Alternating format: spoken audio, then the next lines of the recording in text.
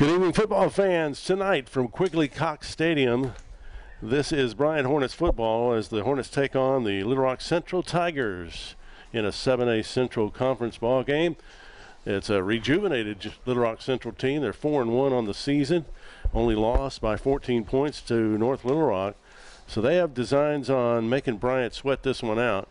Hornets, of course, are undefeated, ranked number 1 in the state and number 21 in the nation, and they have mercy ruled all 5 of their opponents, which includes teams like Fayetteville and Bentonville West. So both Central would seem to have their hands full tonight. They hope to do better than last year. They lost to Bryant in Bryant last year 56-0. It was the 12th straight win in the series for the Hornets. The series started in 2002, and Central was playing great football at that point, and they won 4 of the first 5 meetings between the two teams. But since then, since 2007, Bryant has won every game. Like I said, the Bryant is 5-0. Last week they mercy ruled Little Rock Catholic at home 56-7. Central last week won a barn burner at Fort Smith Northside 42-35. So they're feeling good about themselves, and we'll see how they can do tonight against the Bryant Hornets. The alma mater for Bryant being played now. Introduce you to a guest analyst for us tonight. Aaron Shuttleworth unable to be with us tonight, but an old friend, Leroy Tinkler, has agreed to step in and help out. And Leroy, we get together about once a year like this, and it's always fun. Good to have you here. Thank you very much. Excuse me, it's my annual return to visit with you and help Aaron out. He needed a night off, and hate that he's not here, but see if I can't fill in for him and have a good ball game to watch. Well, hopefully it will be a good game, and Hornets are on a roll, and we'll see if they can keep that going. The coaches talked about this week paying attention to detail. They got a little sloppy with the fundamentals in the past couple of weeks, so always something to press forward and keep them playing well. You know, you never want to be satisfied. Well, the coaches pushed them hard this week. Like I said, they've been dominating their first 5 games, basically run rule them, mercy clock situation for each game. And hopefully they don't get too cocky. They come out strong and make Central realize that it's going to be a long ball game, and Bryant's going to come out victorious on that. Leroy's got keys to the ball game, so we'll get to that in just a moment. But first, we're going to take a timeout. Our broadcast is brought to you by Middleton Heat and Air and Farmers Bank and Trust. Our technicians are Dakota Baxter and Kendrick Ollison. And, of course, for a DVD copy of tonight's game and all the Hornet games this season, go to mmproductions.net. mmproductions.net. And we'll be back with more pregame in just a moment. Rob Patrick and Leroy Tinkler with you here tonight from Quigley Cox Stadium. At Farmers Bank and Trust, our commitment is and always will be to the community. Our loan officers are your supporters, your cheerleaders, your fans, your neighbors. And we're proud to cheer on our Bryant Hornets. For more information on Farmers Bank and Trust, stop by our conveniently located office or visit myfarmers.bank. At Middleton, we're here to save you time, money, and yes, even energy. Get a free Nest thermostat or Nest Protect with any qualifying new system. Call today for a free estimate. Middleton Heat and Air. We're here. At Middleton, we're here to be the best for you. Servicing and replacing more air conditioners than anyone in Arkansas, and voted best of the best. Why? Best price, best service. Middleton Heat and Air. We're here. Once again, from Quigley Cox Stadium, Rob Patrick, Leroy Tinkler with you here, bringing you this 7A Central Conference ball game between the Bryant Hornets and the Central High Tigers. This is a historic old football stadium, just like the historic old school just beyond our vision, beyond on the other side, just beyond the other side of the stands. Hornets captains have come to the sideline. We're getting ready for the toss of the coin, so let's take a moment and hear what the keys to the game are from Leroy Tinkler. Well, Rob, first thing, a lot of cliches we can throw out there and stuff, but basically get off to a good start, put Central on defense, and make them understand that it's going to be a long ball game and that we're going to do our job. Basically, stick to the fundamentals. That's what they worked on all week in practice, going back to basics, work on fundamentals, get rid of some of the slop, and then don't worry about your ranking. Do your job. Don't read the papers. Don't check your press clippings, and come out, have a good ball game, and take care of business. All right, sounds good. Anytime you're a prohibitive favorite, and they're favored by 28 to 35 points, which is incredible in itself, you've got to, get off to a good start like that, and you've also got to take care of the details. Don't let them think they can stay with you. Yeah, it's going to be interesting tonight. Bryant is just dominated from the kickoff of the season against Benton here in Little Rock, and when they played at War Memorial. But I think they'll be ready. They look good. They seem very excited, ready to go. We got a pretty good crowd. It's the first fall evening. Temperature's going to get down into the 40s for game time. It's probably about 50 right now. Everybody's dressed up, bundled up, got a little breeze. But first good fall football Friday night. Let's get it on. It is a beautiful night for football. It feels like football weather for the first time this year. And the Bryant captains are coming to the sideline. Let's see, Central's got theirs out there too. Let's see if I can pick them up. Central's wearing the gray tops tonight with their black pants. And there's Isaac Alvarez, number 99. And let's see, it looks like number 7, that would be Lamont Robinson, one of their secondary guys. And I think that's, I don't know, it looks like, is that 16? Yeah. 16 is Kendarius Keys. No, I don't think so. Kendarius is a sophomore. I wouldn't think they'd have a sophomore being there. If they come to the sideline, Bryant's 12. That's number 12. Number 12, yes. Yeah. That's Kylan Jones. For Bryant, it is Brandon Barber, number 15. Number 76 is T.J. Flemster. Number 36 is Rylan Blevins, a wide receiver, and number 26 is Damian Constantino. So they are engaging in the toss of the coin there. The other captain for Central is Jordan Banks. As the Central team comes onto the field, Bryant still waiting, come to the sideline. Rob, this ought to be a good ball game. I mean, Central 4-1 record. They haven't been a slouch this year at all. Came off a disappointing 1-8 season last year, so they've made some headways with their second-year coach, and looking forward. I think this is going to be a good battle right here. They stunned West Memphis to start the season. So West Memphis got some move-ins, and Central won the toss and is going to receive. Bryant would have it no other way. They would have given it to them. They would have deferred, as they usually do. So the Hornets will be on defense to start this ball game. And our lineups go like this. For the Central Tigers on offense, they're led by a junior who started last year, Lawson Gunn at quarterback. Sam Franklin is back as a starter and at running back. Both of them are juniors. They've got T.J. Pennington, a returning wide receiver. Logan Heyman, Johnny White, and Omar Murdoch are the other wide receivers. They will use a tight end, Davis Hawkins, as the Hornets come onto the field. On the offensive line, they've got some good size, 290, 244, 220, 250, and 285. The returning starters are Kanan Davis at right tackle, and the guard on the left side, DJ Swinton. They also have Macklin Thomas and Jaden Brooks and Stephen Shelton. For Bryant on defense, defensive tackle is Austin Bailey. On the other side, it's David Shiflett.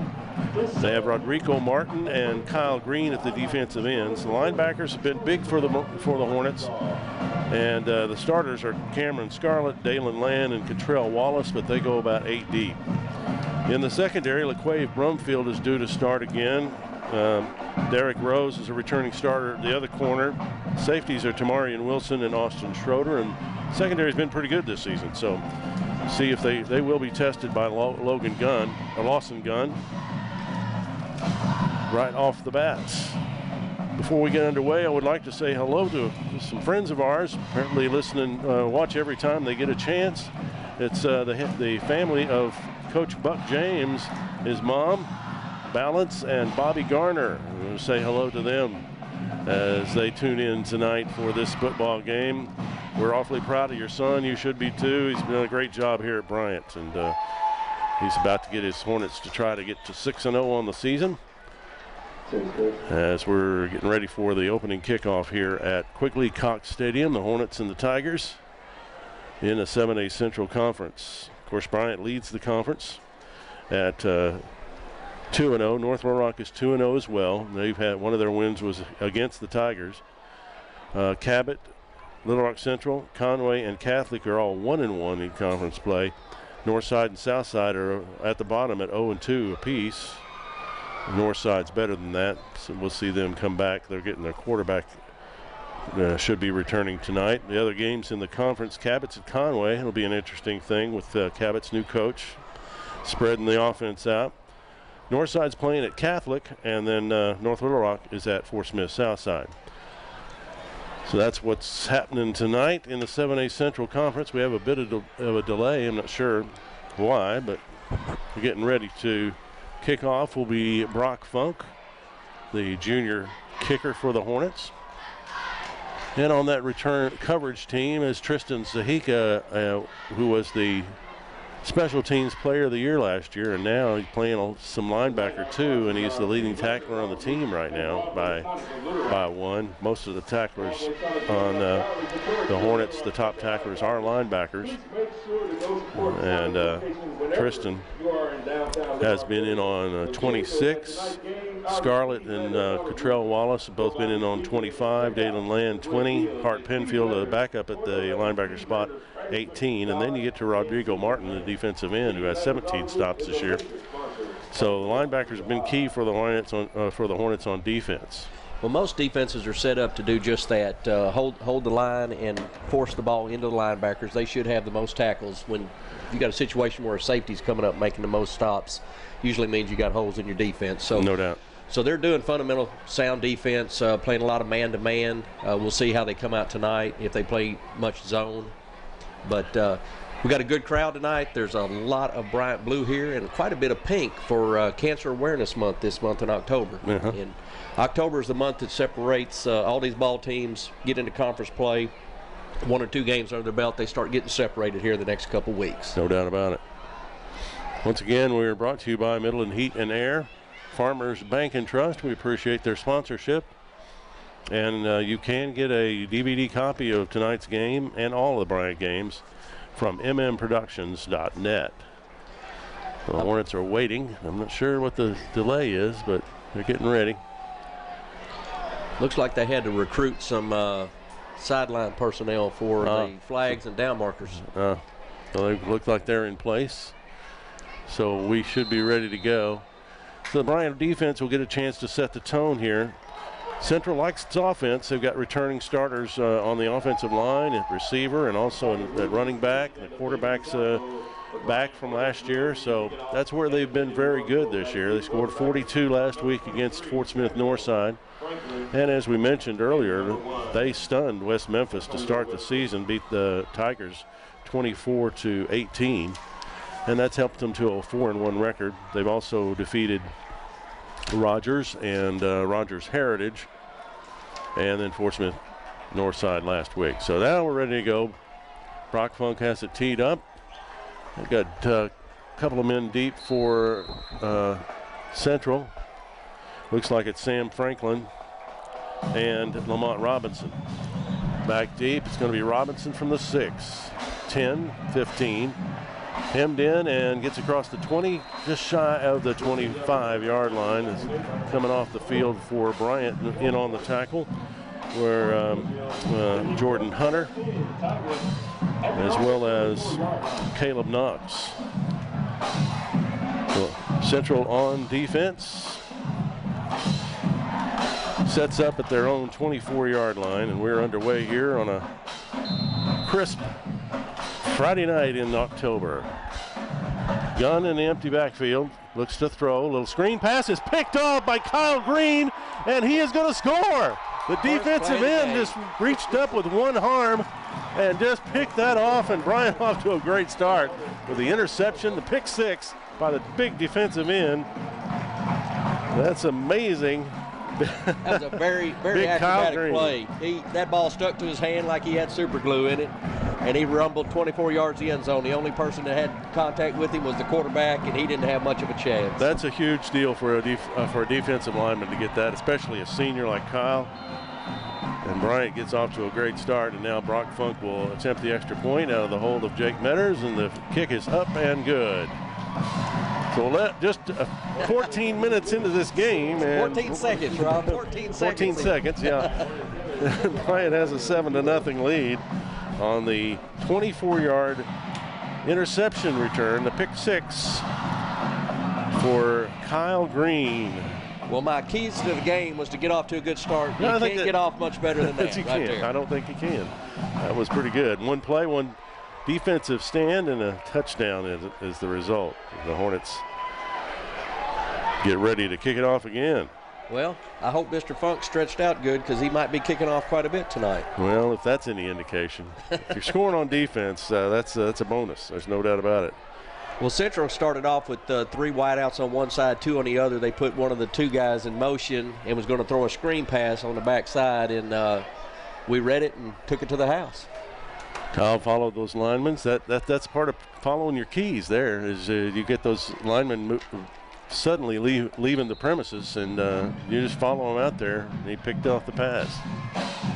Funk's kick is a low liner that's going to roll its way to the 7 and finally picked up by Robinson to the 10, and he's hemmed in there at the 15-yard line. That really allowed the coverage to get down there, and a slew of Hornets, including Tristan Sahika, were in on it. There's Godwin is there, Knox again, and Hunter, as the Hornets coverage teams do a good job on that. I believe you call that a swarm. That defense swarmed that time. Officially. 11:38 left to play here in the first quarter. We're just underway, and the Hornets already with a 7-0 lead. Central to run its second play. Now they line up with Franklin in the backfield in a pistol formation behind gun. Tight end comes in from the outside. They give it to Franklin over the right side, and he's going to be swarmed under after picking up 2, maybe 3 yards. There's Cameron Scarlett was in under there. Austin Bailey has really started to enforce things since he was moved inside to tackle. And they pick up 2 yards to the 17, 2nd and 8 for the Central Tigers.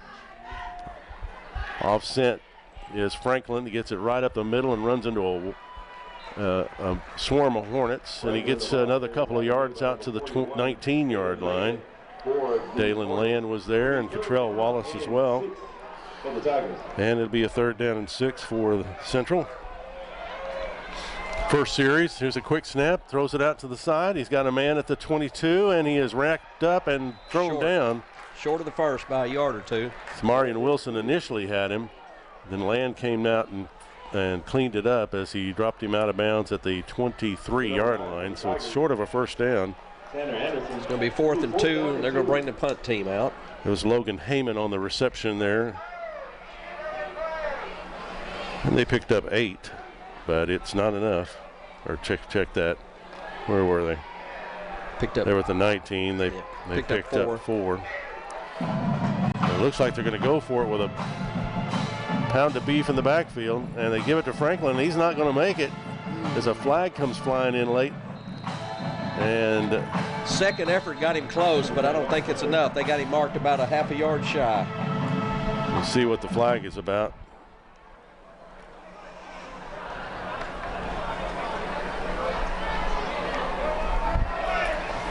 We're discussing it. I believe it's against Central.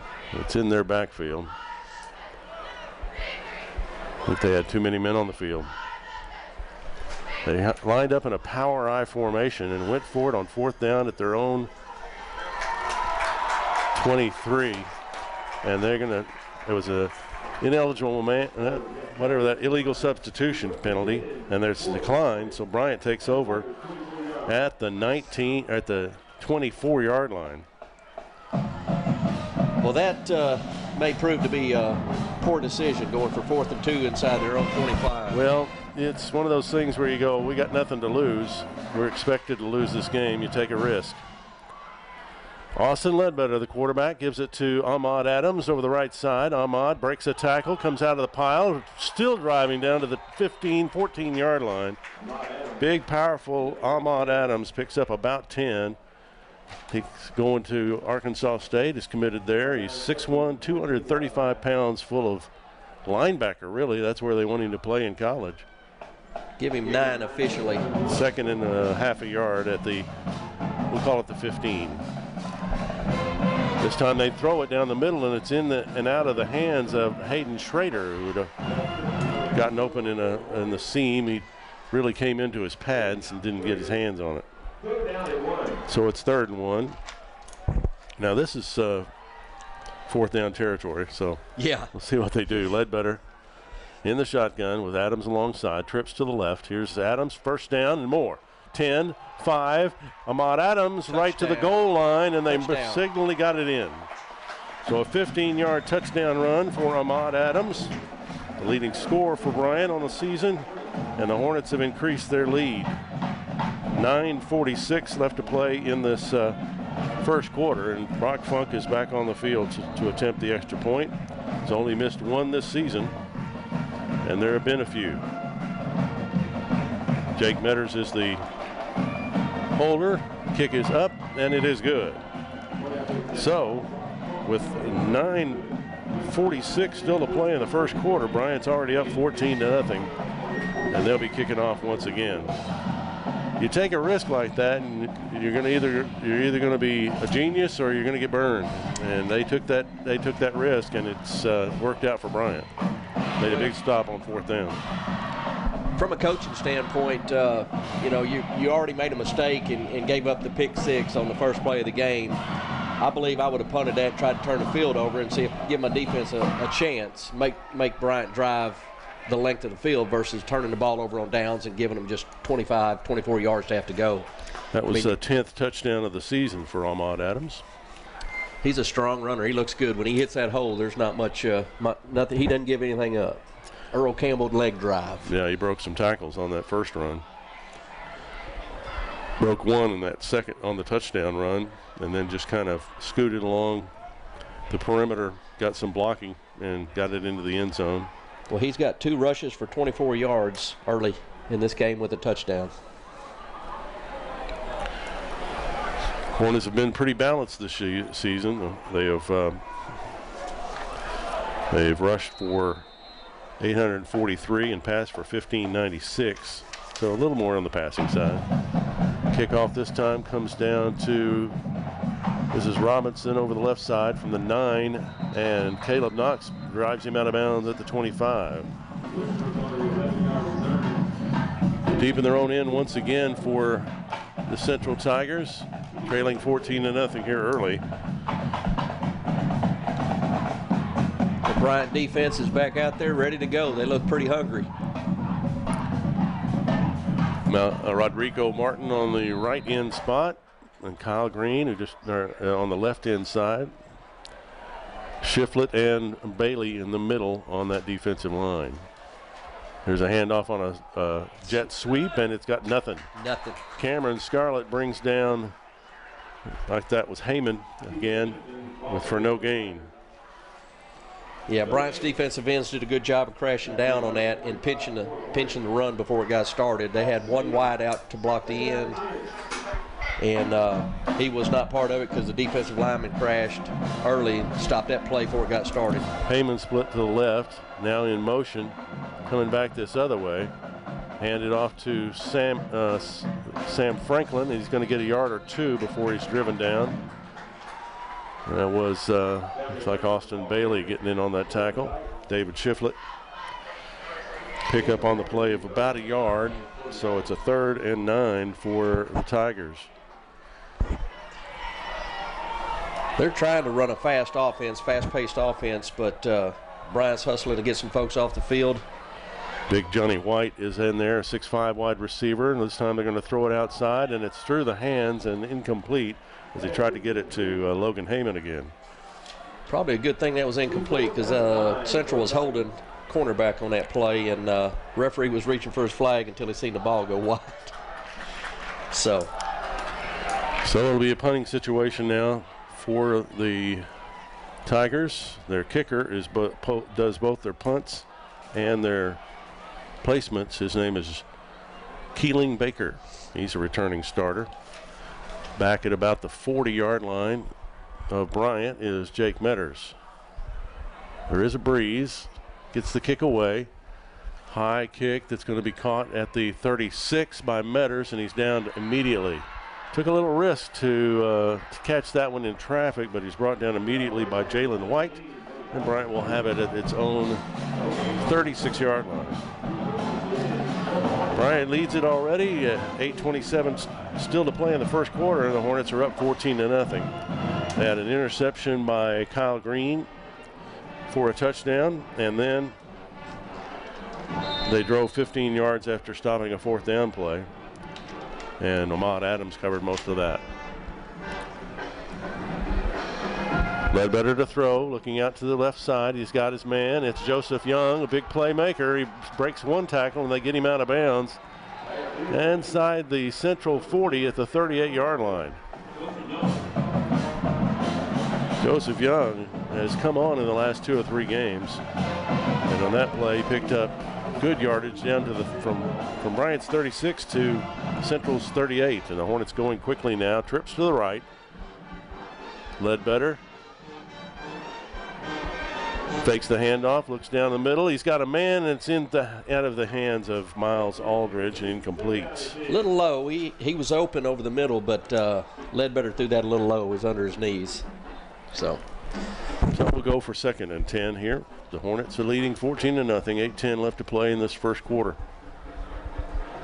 Double wide receivers either side.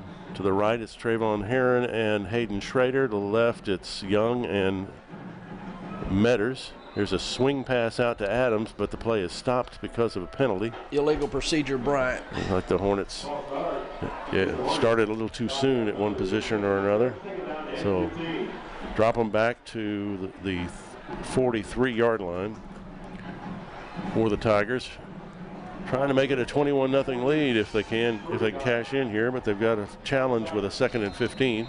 Getting behind the chains is an offense. You don't like to do that, but with the big offense that they've got, I think they, can overcome that pretty easily. Adams and Young split out wide to the right. They've got trips in a bunch. Heron, Metters, and Schrader on the left side. That's the short side of the field. Empty backfield.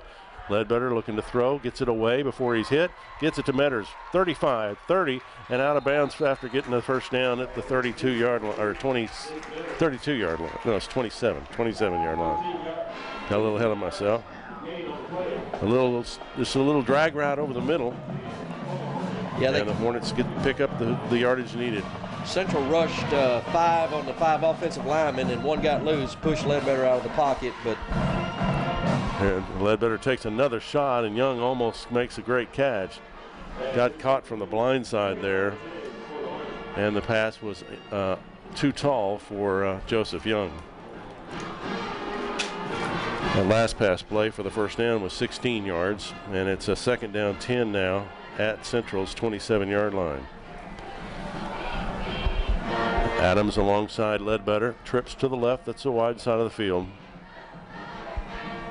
Low snap down the middle and through and beyond the reach of Jake Metters. He was open, but just led him a little bit too much. A little traffic in there to get through for Jake, and he didn't quite make the spot. So it's 3rd and 10. Offensively, they look just a little out of sync on the pass plays. It's not really pressure, but I think everything on their quick hitters is just not quite timed out yet. Ledbetter's been hit a couple of times, particularly on that last incompletion before this most recent one.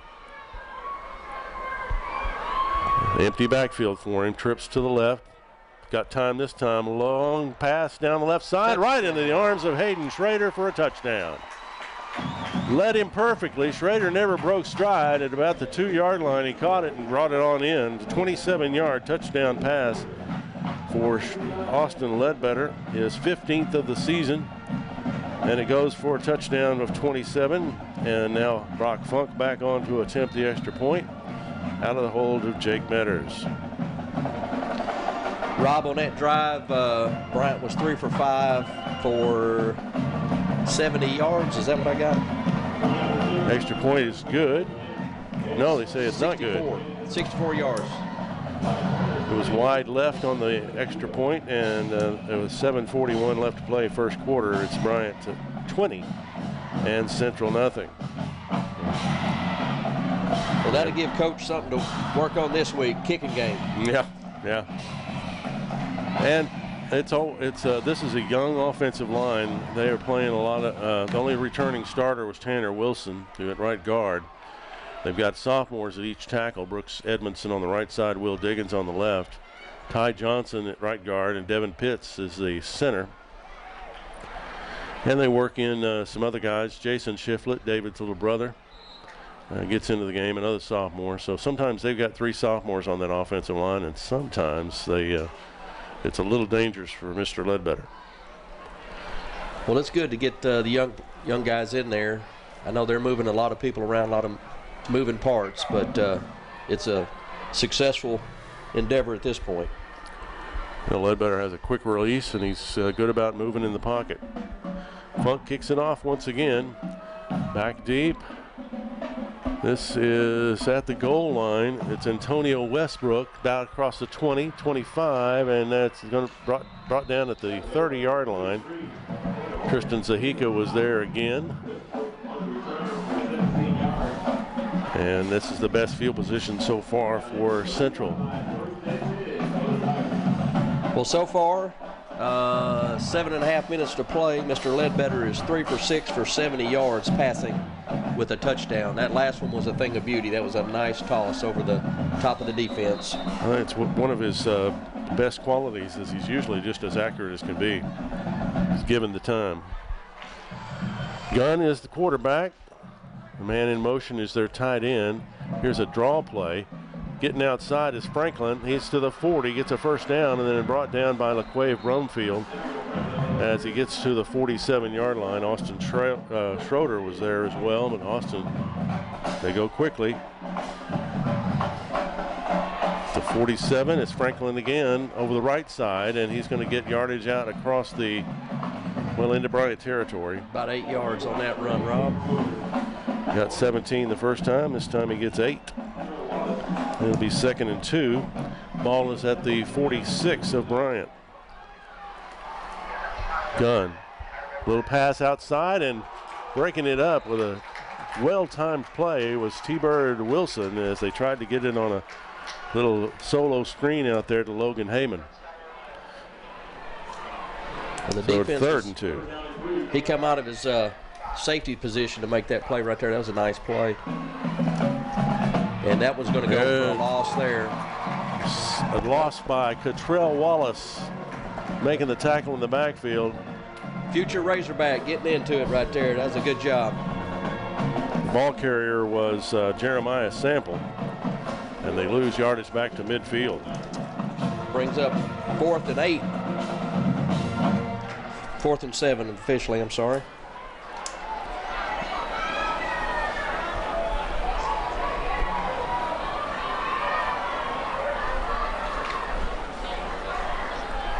Got a little. I'm not sure what the timeout on the field, maybe Central. Yeah, it's a delay of some kind. One of the Central coaches is down out there. Yeah. I don't see anybody down, but Central coaches are out talking there. to his tight end. Timeout Central. They'll take the timeout. That's Davis Hawkins, big number 11, 6'5", 200-pound tight end. Midfield with a 4th down and about 7. They're going to think about it, which is probably a good idea because they're going to have to pass or run their draw play. They actually had a couple of good plays there. Yeah. Franklin got out. We'll see what they do here. 4th and down and about 6 is what they need. Actually about 7. So they need to get to the 43 of Bryant. And the offense goes back onto the field. Yeah, it looks like they're bringing their punter out. Might look for a fake in this position. If they've got one in their playbook, you might see a snap to the protection here. Well, you don't want to give Bryant good field position again, I wouldn't think. Make them drive the distance of the goal, distance of the field at least. So Baker's in there, high snap, but he gets it and kicks it away. He's going to hit at the 23 and take a central bounce inside the 15-yard line, and it's going to be down right about the 13. Yeah. So an effective kick by Keeling Baker, and Bryant will have a long field for the first time in this first quarter. They lead at 20-0. 5:58 still to play in the first quarter. Well, Rob, you said that they were working this week on some defensive issues. I mean, not that they had a lot last week, but but they were trying to clean that up. And so far, the 4 possessions that Central's had has been a turnover, pick 6, turn it over on downs, a punt, and a punt. So I think they might have got some of that stuff corrected. Details is the way Coach Buck James described it. Ledbetter fakes the handoff. Now he's back to pass, but we have a penalty flag coming in before the play is interrupted. It's like a false start once again for Bryant. That's going to move it back to about the 8-yard line. That's their second penalty on the night, Rob. 2 penalties for 10 yards. The ball's at the 8, so it's 1st and 15.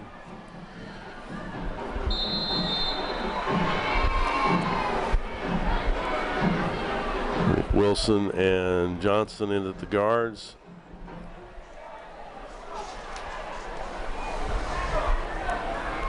Fakes the handoff, looks to throw with a man in his face, gets the ball away, and it's incomplete. They brought the linebacker, and he decked Austin Ledbetter.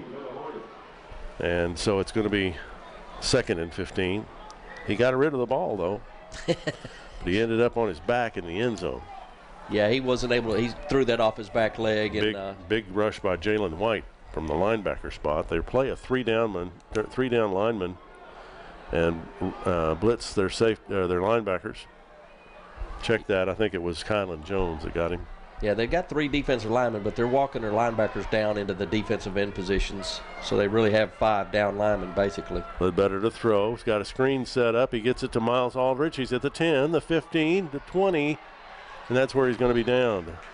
Nice screen pass run for Miles Aldridge, the junior running back. Call it the 20, 12-yard gain, and a new. It's going to be 3rd and about 3 for Bryant from there. Joseph Young and Metters, and no, it's going to be Young and Aldridge to the right. Schrader and is it set up at the tight end spot. Adams alongside Ledbetter. And Austin will roll to his right, looking to throw into the flat. He's got a man. It's complete. Put that right on the numbers. And well covered. Joseph Young brought it in for the first down. An accurate pass and a first down for Bryant at the 29-yard line. A 9-yard pickup. And the drive continues. Hornets up 20-0 here in the first quarter. It's 4:50 left to play. Trips to the left now. That's the wide side of the field. Ledbetter hands it off this time. This is Tanner Anderson, the move in from Bentonville West, and he is brought for a loss as Central did a good job of piling that up. And he's going to be dropped for a loss of a yard, it looks like. 2nd and 11 at the 28. See what they do now. They're looking to the sideline for a play call. Bryant puts their offensive coordinator in the press box to call plays. That is Kirk Bach. He signals it down to the other offensive coaches. Adam Pendergast, I think, is the one that waves it in.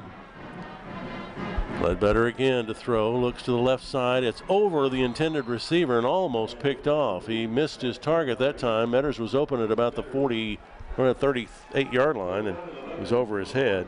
Had some time, too, because the Hornets picked up the blitz. And it makes it a 3rd and 11 at the 28. Well, once again, 3rd down conversions are very important to your offense, and they're putting themselves behind the chain, but they've been able to overcome that at this point. So trips to the left, empty backfield for Ledbetter. Long snap count, low snap, he gets it away and throws to the sideline, and it's caught but short of the first down as Young came back for it and got it and was driven out of bounds at about the 33, it looks like. So the Hornets not averse to going for it on fourth down themselves, so we'll see how they do this. It'll be fourth down. And 6. Yeah, 4th and 6 at the 33, and the offense is staying on the field. Young and Metters split out left. Heron to the right. Schrader's in at tight end. Running back still Anderson. Ledbetter will roll out to his left. Got plenty of time. Throws it. Got a man in the middle of the field. It's a first down and more into Central territory as Joseph Young battles to the 46-yard line of the Tigers. A conversion on fourth down. He did a good job. He went out, settled down in the zone over the middle of the field inside the hash marks and was wide open for that. He rolled out and threw back over to the middle. 21-yard pickup on the play. Ledbetter gives it to Anderson around the right side. It's plugged up. Did a good job of plugging that up, and he's able to get back to the line of scrimmage just barely. As the linebacker coming up to make the tackle was Caleb Morton. But it was Evan Marbley who gummed it up initially. Forced him back inside. 2nd and 10 at the 46. Ledbetter, this time up the middle to Anderson. He got a little more room to run. Fighting and gets to the 38 maybe. See where they mark him. Looks like they're going to give him the 39. And coming up to make the tackle is Karen Blaylock. Central's doing a pretty good job of stopping the run. They've got some pretty good size up with the 3 down linemen and the 4 linebackers walking up. Pretty salty against the run on the last few plays. Empty backfield now for Ledbetter. Back to throw. Under some pressure. Gets the pass away. It's got a catch by Metters. He breaks a tackle into 30, 20. Tries to cut back, and he's driven out of bounds as he gets all the way down to about the 10-yard line.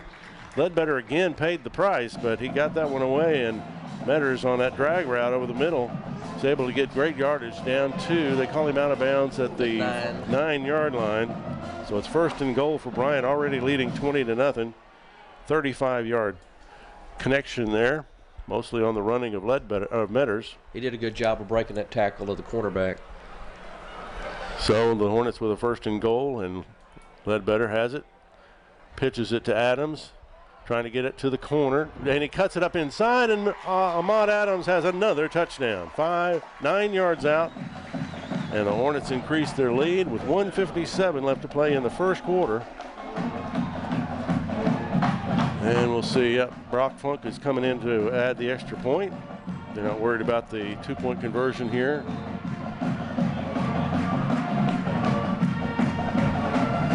Metters will hold. Hayden Schrader is the snapper. The snap is good, the hold is good, and the kick is good. So with 1:57 left to play in the first quarter, it's Bryant 27, Central 0. And this is Hornets football. Rob Patrick and Leroy Tinkler are sitting in for Aaron Shuttleworth tonight.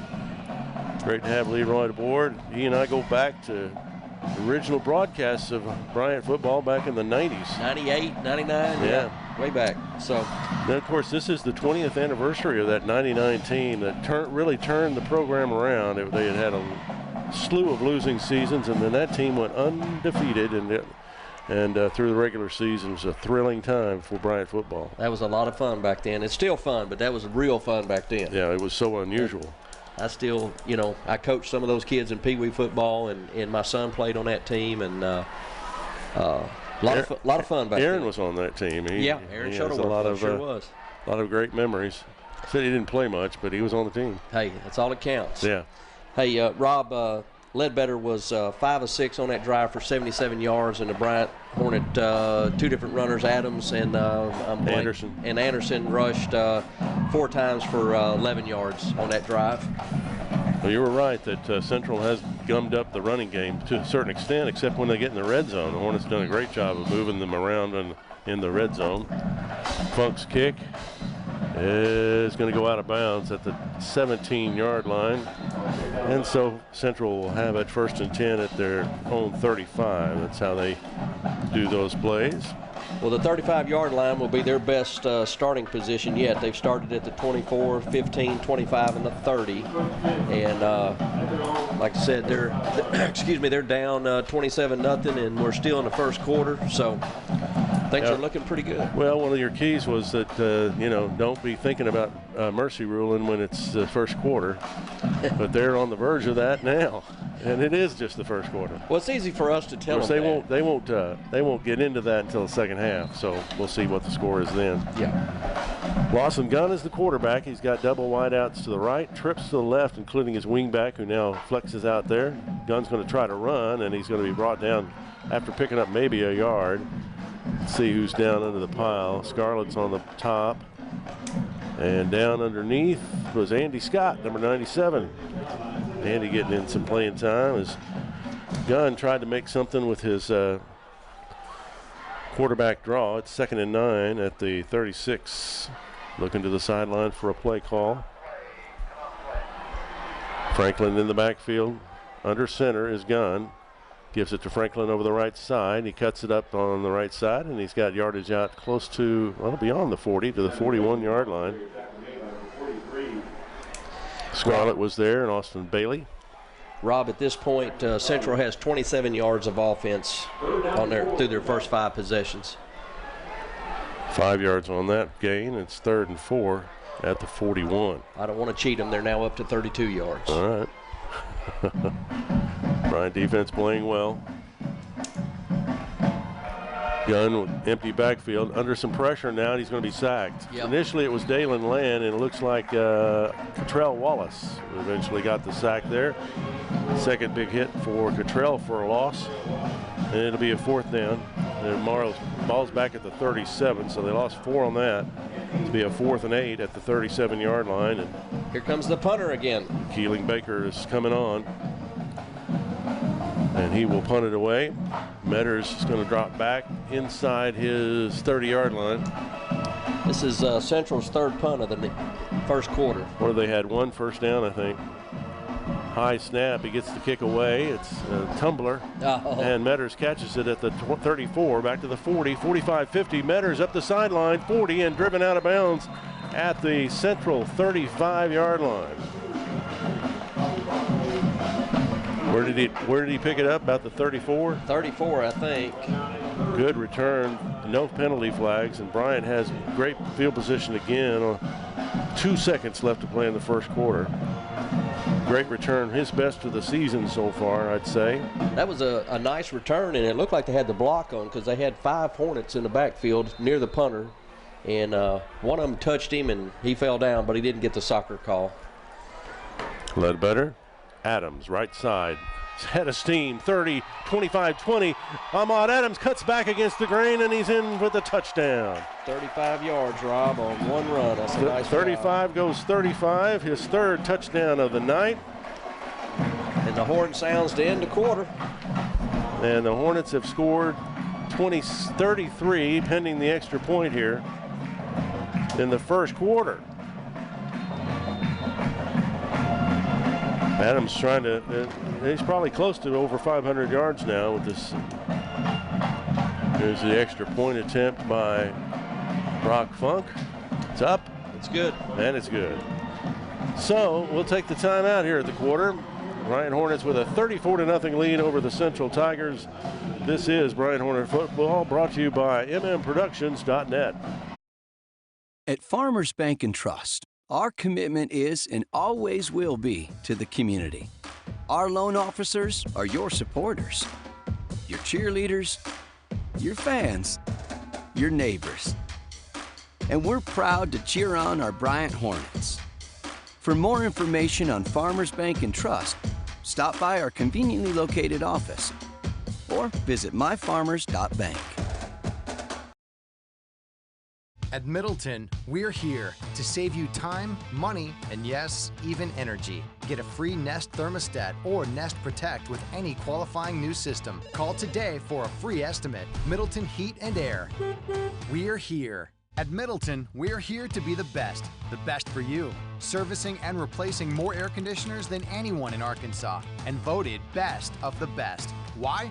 Best price, best service. Middleton Heat and Air. We're here.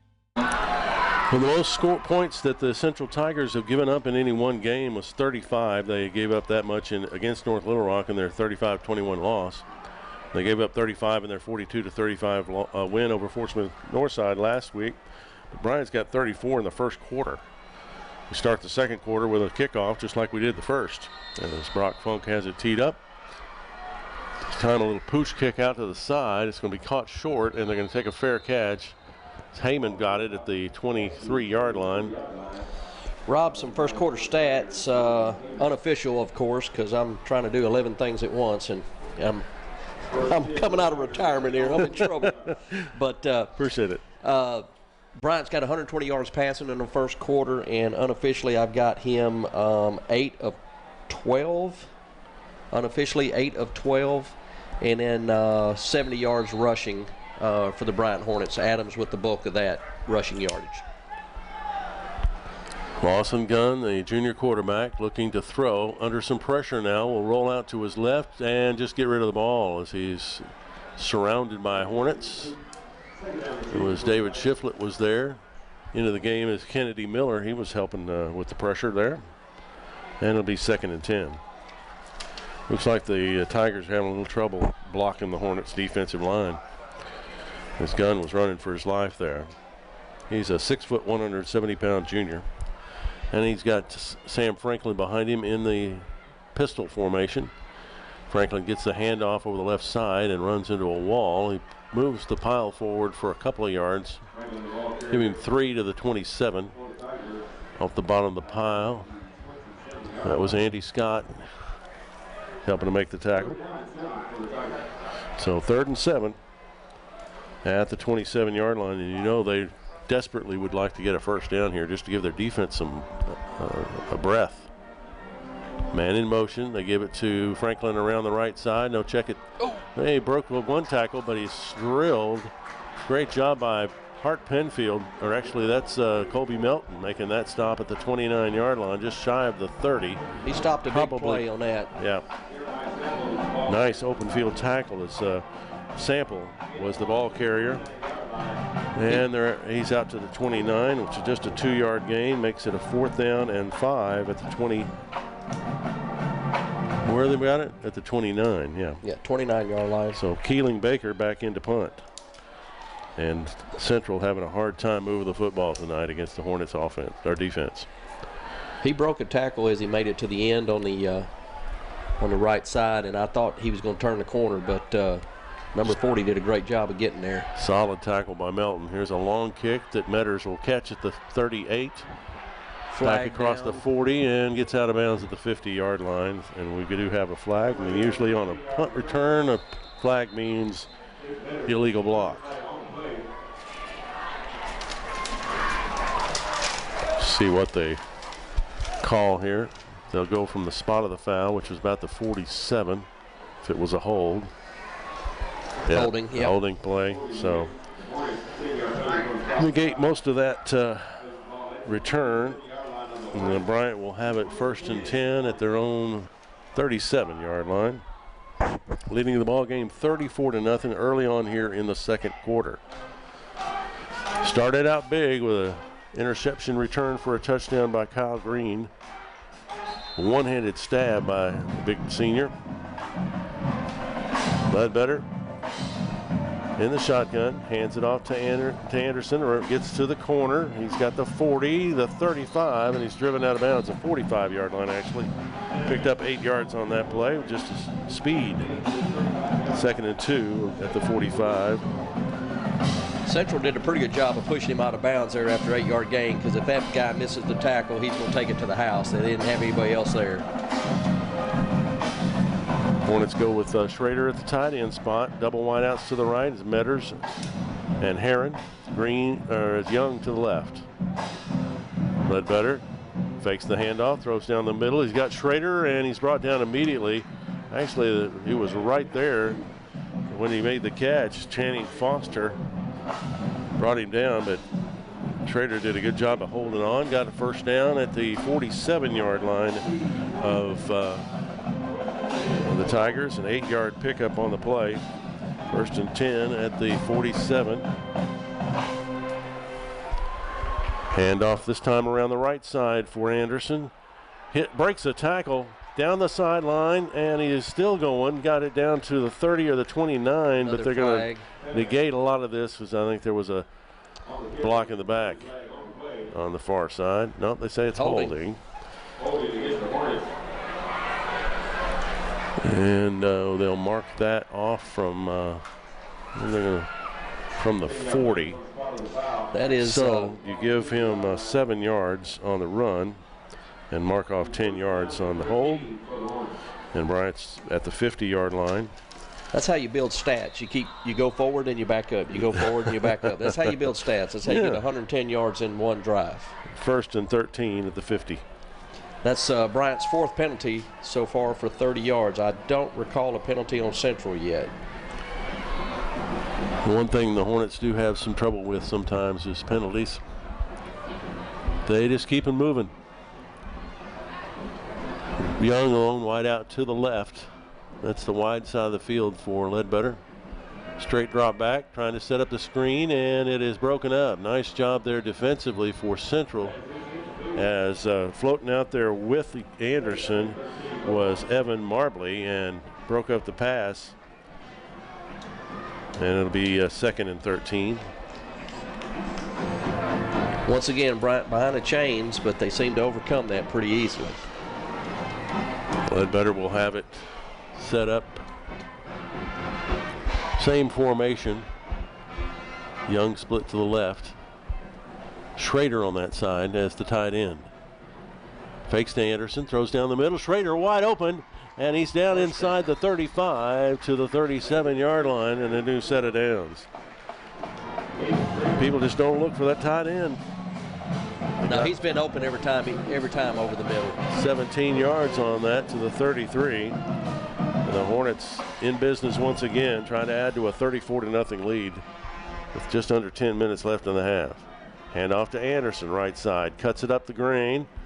Takes advantage of a block from his big offensive lineman, Reese Dawson, and gets down to the 31-yard line.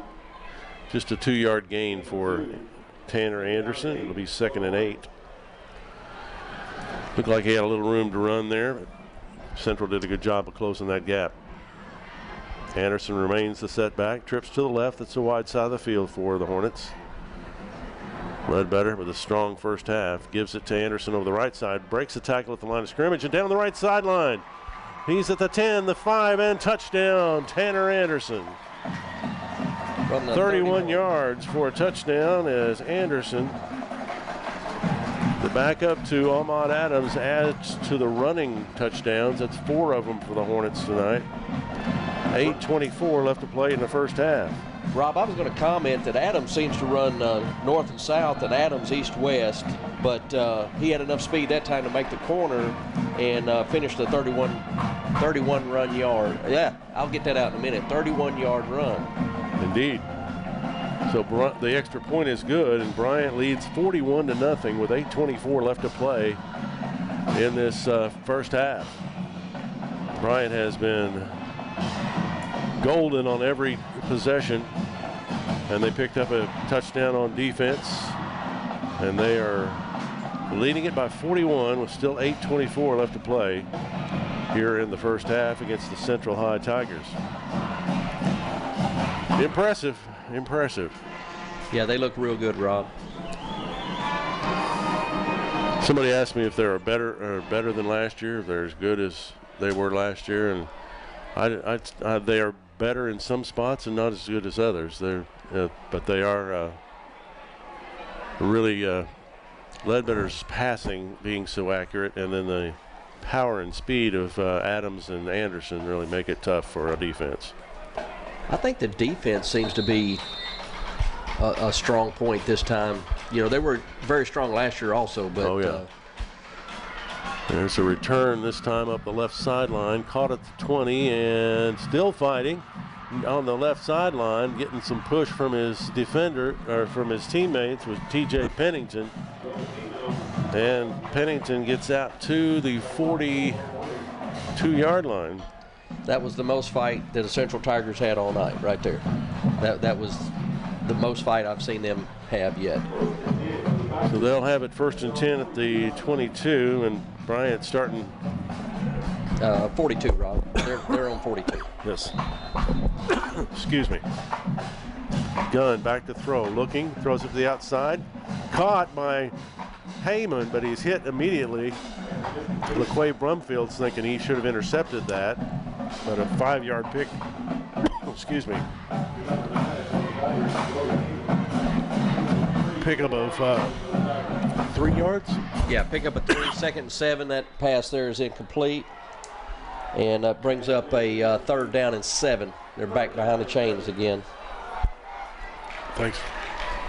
And looks like they're going to go with 3 wideouts and a tight end. 1 set back in with the quarterback. They're still going out of the shotgun. 3rd and 7 at the 45. Gunn back to throw, under pressure, gets the pass away. It's down the right sideline and incomplete. Pretty good coverage by Brumfield as he was trying to get it to T.J. Pennington. Thanks for picking me up, Leroy. No problem. Got choked up. Everything's going so well. But a lot of defensive pressure that time. He had to throw that way before he was ready. He had a guy single coverage down the right sideline, but he didn't get a chance to get his legs into it. Two defensive linemen were breathing down his neck. So it's 4th and 7 at the 45. Best field position of the night for, well, the Central did get into Bryant territory one time. And they're going to go for it on 4th down. Gunn under some pressure. He's going to be sacked. Going to be sacked. Kyle Green was there, and coming up from the linebacker was Dalen Land. And Gunn hardly had a chance to look downfield as he just dropped at the 39-yard line. Out of the shotgun, he took 3 steps, planted his foot, and got hit. That's a great defense by Bryant right there. They did a blitz. Linebackers came in and eliminated that 4th down possession. So Bryant has it at the Central 43, leading it 41-0. And they'll keep their starters in until the halftime, which has been their general MO. Starters haven't played much in the second half all season. Here's a nice catch by Miles Aldridge. It was a little behind him, and he got it. Channing Foster on the tackle. 13 yards on that completion, Rob. You're going to mark it at the 35 or 25. Yeah, I looked up at the scoreboard and saw 41, and I thought that can't be right. Ledbetter to Anderson around the right side, and he's going to be stopped. Ooh. Started to break the tackle, but making the tackle was Kyron Blaylock, and actually a loss on the play for the Hornets. Blaylock, the linebacker, did a good job of plugging that hole just as Anderson turned it upfield. Ball's at the 28, so a loss of 3. Yep. 2nd and 13. Bryant has not been stopped yet tonight. Scored on every possession. Ledbetter back to throw. Here comes the blitz under some pressure. He gets out of that, but he can't get out of the second guy, and he falls forward. They brought the blitz, and Ledbetter was dropped for a loss back to the 35-yard line. And it'll be a loss of 7 yards, and it'll be 4th down and 20, or 3rd and 20. 3rd and 20. Well, this is their longest 3rd down. They've converted every one so far. We got trips to the left, empty backfield for Ledbetter. Double wideouts to the right. Back to throw, under pressure, throws it outside. Got Miles Aldridge at the 25, and that should be enough for check that. It's going to be short of a 1st down. Yeah. They're going to mark it at the 23-yard line. Bring up 4th and 10. They got a holding penalty coming, so that's going to drop them back some more. All right, we're almost in Saline County when we start this snap here. 10-yard penalty from the spot. So they're moving back to Oh, my. That was going to be back at the 50-yard line. Yeah, one of the offensive linemen grabbed somebody, tried to keep him off of Ledbetter, and we are now at the 50-yard line, Rob. And that means that we've got to get to the 15. Third and 35 at the 50. Got a third and 35 play in your pocket? Ledbetter does. Haven't thrown to Heron yet. Heron's the deep threat. Empty backfield, trips to the left. 4-man rush, Ledbetter down the middle. Schrader can't get it. It's intercepted, though. This is Pennington, I believe. No, check that. It's Lamont Robinson who makes the interception. Schrader and Robinson came together at the same time there, and just the second interception of the season. Another piece of laundry on the floor. We got penalty. I don't know who this is going to be on. Probably Bryant for a late hit.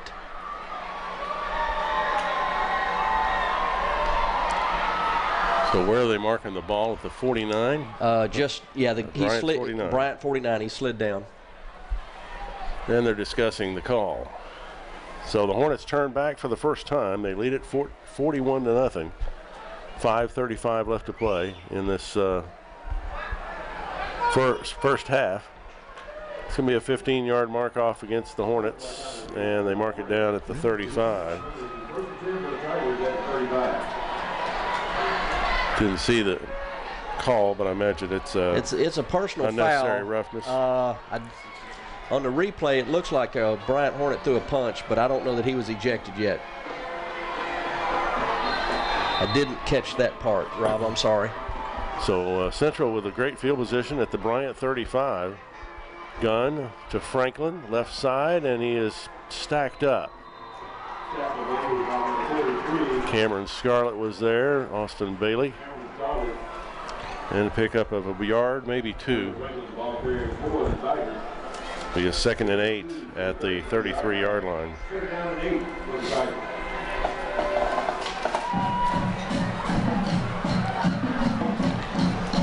Well, it's hard to complain about the officiating, but Bryant has 6 penalties for 55 yards at this time, and I don't have Central with any. Yep, there's a handoff on a delay to Franklin, and tripping him up in the backfield. Making the stop was Cameron Scarlett, the middle linebacker. And they lose a yard back to the, actually lose 2 back to the original line of scrimmage at the 35. That has been one aspect of the Hornets that they've had some trouble with, is penalties, but they seem to overcome them. It'll be a 3rd down and 10 at the 35. 4:29 and counting left in the first half. Bryant leading at 41-0. Rob Patrick, Leroy Tinkler with you here at Quigley Cox Stadium. Gunn under center now, sends a man in motion, brings him back the other way. Handoff to Franklin, right side, tries to cut it outside, bounces it, and then they bounce him. Looked like Tamarian Wilson got the first piece of him. Rodrigo Martin was there as well. And coming up from the corner is LaQuave Brumfield, as Franklin got no gain out of that. There was 6 Hornets on that stop. Got one.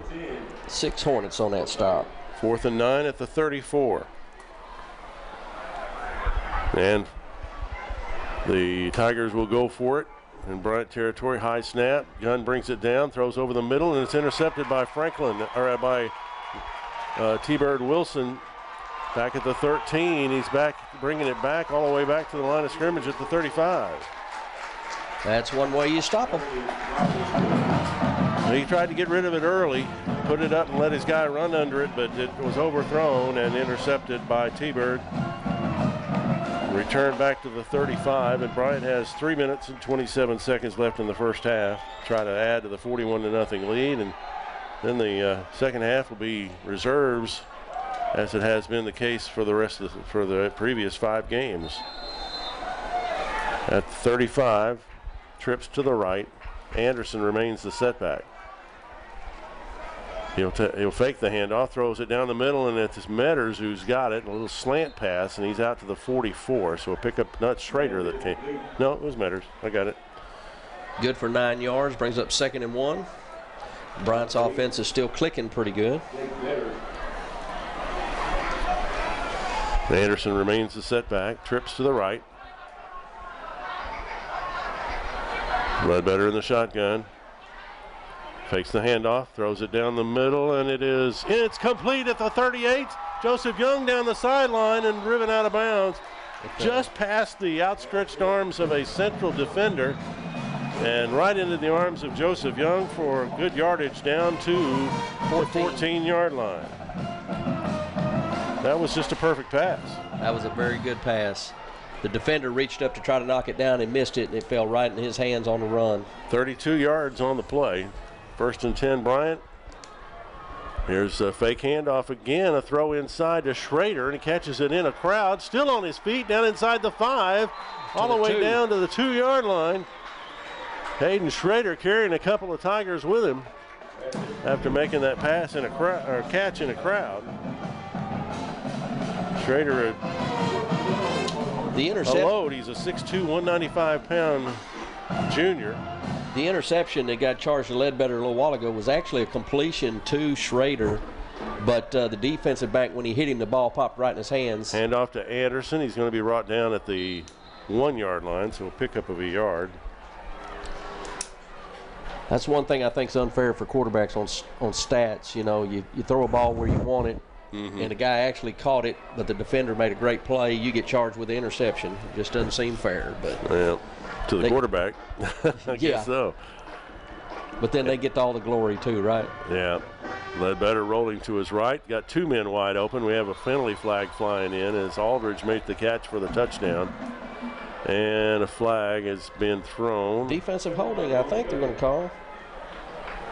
No. Ledbetter had pass his interference. Choice of teams. Offensive pass interference. They called a pick play. Yeah.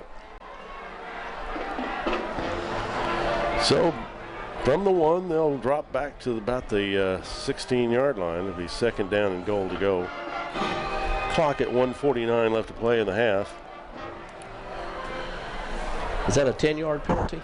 Looks like they marked him off for 15. The pass interference is 15. Okay.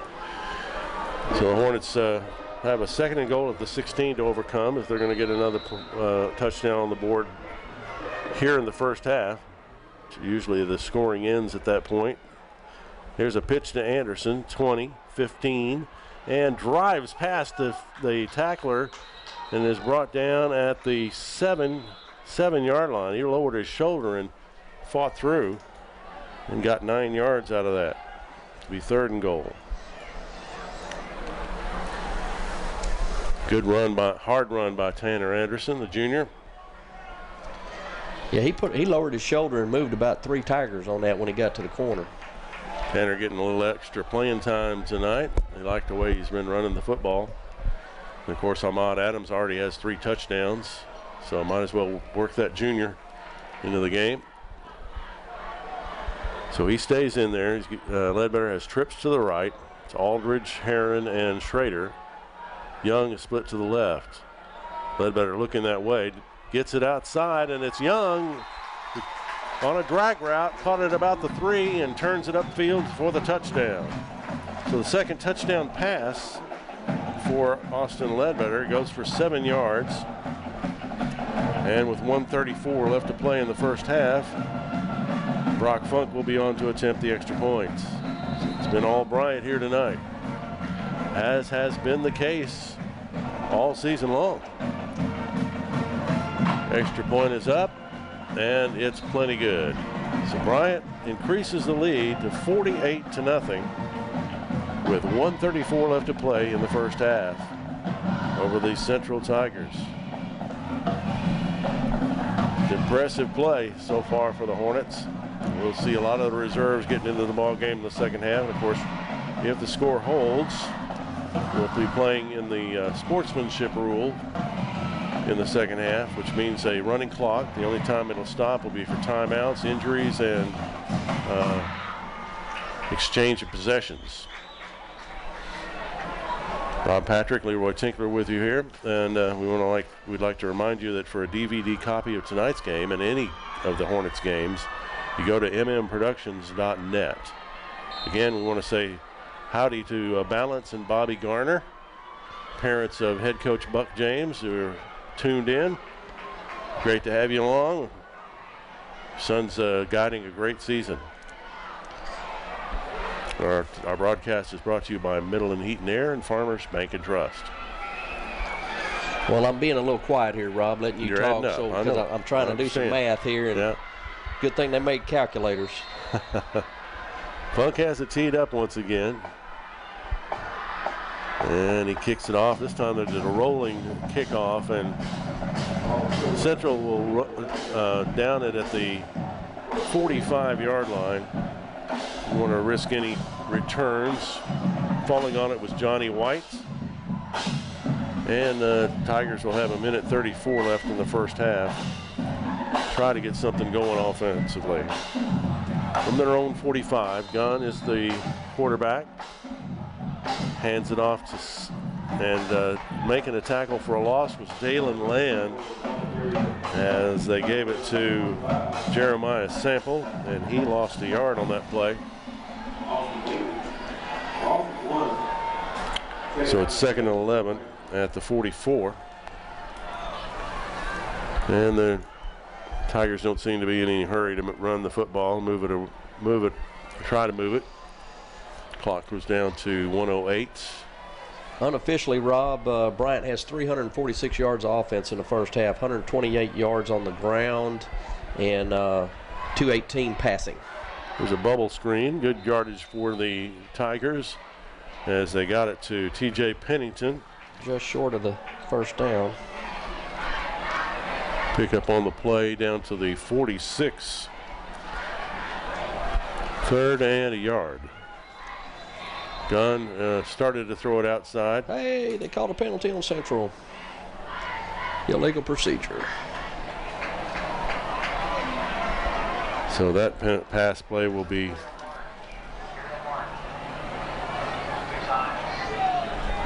negated by the penalty. Makes it 3rd and 6 for Central. Ball at the 49 of the Tigers. Clock is down to 30 seconds left in the half. So not many more plays, maybe 2. They're still not in much hurry. Gunn throws it outside, and going down to make the catch was Heyman. And they say he caught it off the turf at the 49. So 2-yard pickup. It's a 4th down and 4 for the Tigers at the Bryant 49-yard line, and time has run out. We're at halftime. Hornets at the half lead 48-0 over the Central Tigers, so we'll be in the sportsmanship rule for the second half. Got a special guest coming up here at halftime. Leroy's going to have your stats, and we'll get a chance to talk it over with freshman coach Kenny Horn, whose team is tearing it up for this season. The freshman football team. Let me get this right. Make sure I get it right. The freshman football team has outscored its opposition through 6 games, 208-15. They are undefeated and they are rolling. 208-15. That's the scoring differential. Wow. Yeah, they've been great. So what you're saying is there's some good kids coming up. Well, yeah, there's some good kids coming up. That's right. We'll talk to Kenny, hopefully, if he gets a chance to get up here. He was down on the sideline. We'll take a break, though. Hornets football is brought to you by Middleton Heat and Air and Farmers Bank and Trust through mmproductions.net. At Farmers Bank and Trust, our commitment is and always will be to the community. Our loan officers are your supporters, your cheerleaders, your fans, your neighbors. And we're proud to cheer on our Bryant Hornets. For more information on Farmers Bank and Trust, stop by our conveniently located office or visit myfarmers.bank. At Middleton, we're here to save you time, money, and yes, even energy. Get a free Nest thermostat or Nest Protect with any qualifying new system. Call today for a free estimate. Middleton Heat and Air. We're here. At Middleton, we're here to be the best for you. Servicing and replacing more air conditioners than anyone in Arkansas, and voted best of the best. Why? Best price, best service. Middleton Heat and Air. We're here. We're at halftime, and the Bryant Hornets with a 48-0 lead over the Central Tigers. I think this is the largest lead at halftime the Hornets have had, but they have been in the mercy rule for every game this season, including Bentonville West and Fayetteville early in the season. And they lead at 48-0 here. They got off to a great start, quick start. The interception on Central's first play was picked off by Kyle Green and run in for the touchdown about 24 yards. You know, before the game started, I gave him the keys to the game, and I said, get off to a quick start. So that's what he did. You did. So. You were right on the mark. Ahmad Adams got the first of his 3 touchdowns to make it 14, and I think scored from 15 yards out. And then Austin Ledbetter threw 27 yards to Hayden Schrader for the 3rd touchdown to make it 20-0 as Funk missed the extra point, something he's rarely done this season. Next drive was a little longer, went from the 13-yard line, wound up with a 9-yard touchdown run by Adams. And then Adams had a 35-yard touchdown run. And then Tanner Anderson had a 31-yard touchdown run. And the Hornets capped off the half with a 7-yard touchdown pass from Ledbetter to Young. Well, real briefly, if you want to go over the stats real quick. Sure. Bryant, unofficial, 14-19 passing for 218 yards, 2 touchdowns. Rushing, 128 yards, 4 touchdowns. The defense has been outstanding, created 2 turnovers. One was a pick 6, first play of the game, like you said. They turned the ball over on downs twice, punted 4 times. One drive ended with the half, 2 turnovers. So they've had a total of 9 possessions. And my last count on yardage, they were at about 40 yards of offense on 9 drives. So it's been a dominant performance for the Bryant Hornets once again. We'll take another timeout. We'll bring Kenny Horn in and talk to him about that freshman team in just a moment. This is Bryant Hornet Football, brought to you by mmproductions.net. At Farmers Bank and Trust, our commitment is and always will be to the community. Our loan officers are your supporters, your cheerleaders, your fans, your neighbors. And we're proud to cheer on our Bryant Hornets. For more information on Farmers Bank and Trust, stop by our conveniently located office or visit myfarmers.bank. At Middleton, we're here to save you time, money, and yes, even energy. Get a free Nest thermostat or Nest Protect with any qualifying new system. Call today for a free estimate. Middleton Heat and Air. We're here. At Middleton, we're here to be the best for you. Servicing and replacing more air conditioners than anyone in Arkansas, and voted best of the best. Why? Best price, best service. Middleton Heat and Air. We're here. We're at halftime at Quigley Cox Stadium, where the Bryant Hornets lead 48-0 over the Little Rock Central Tigers. The Hornets trying to go to 6-0 on the season and 3-0 in conference play.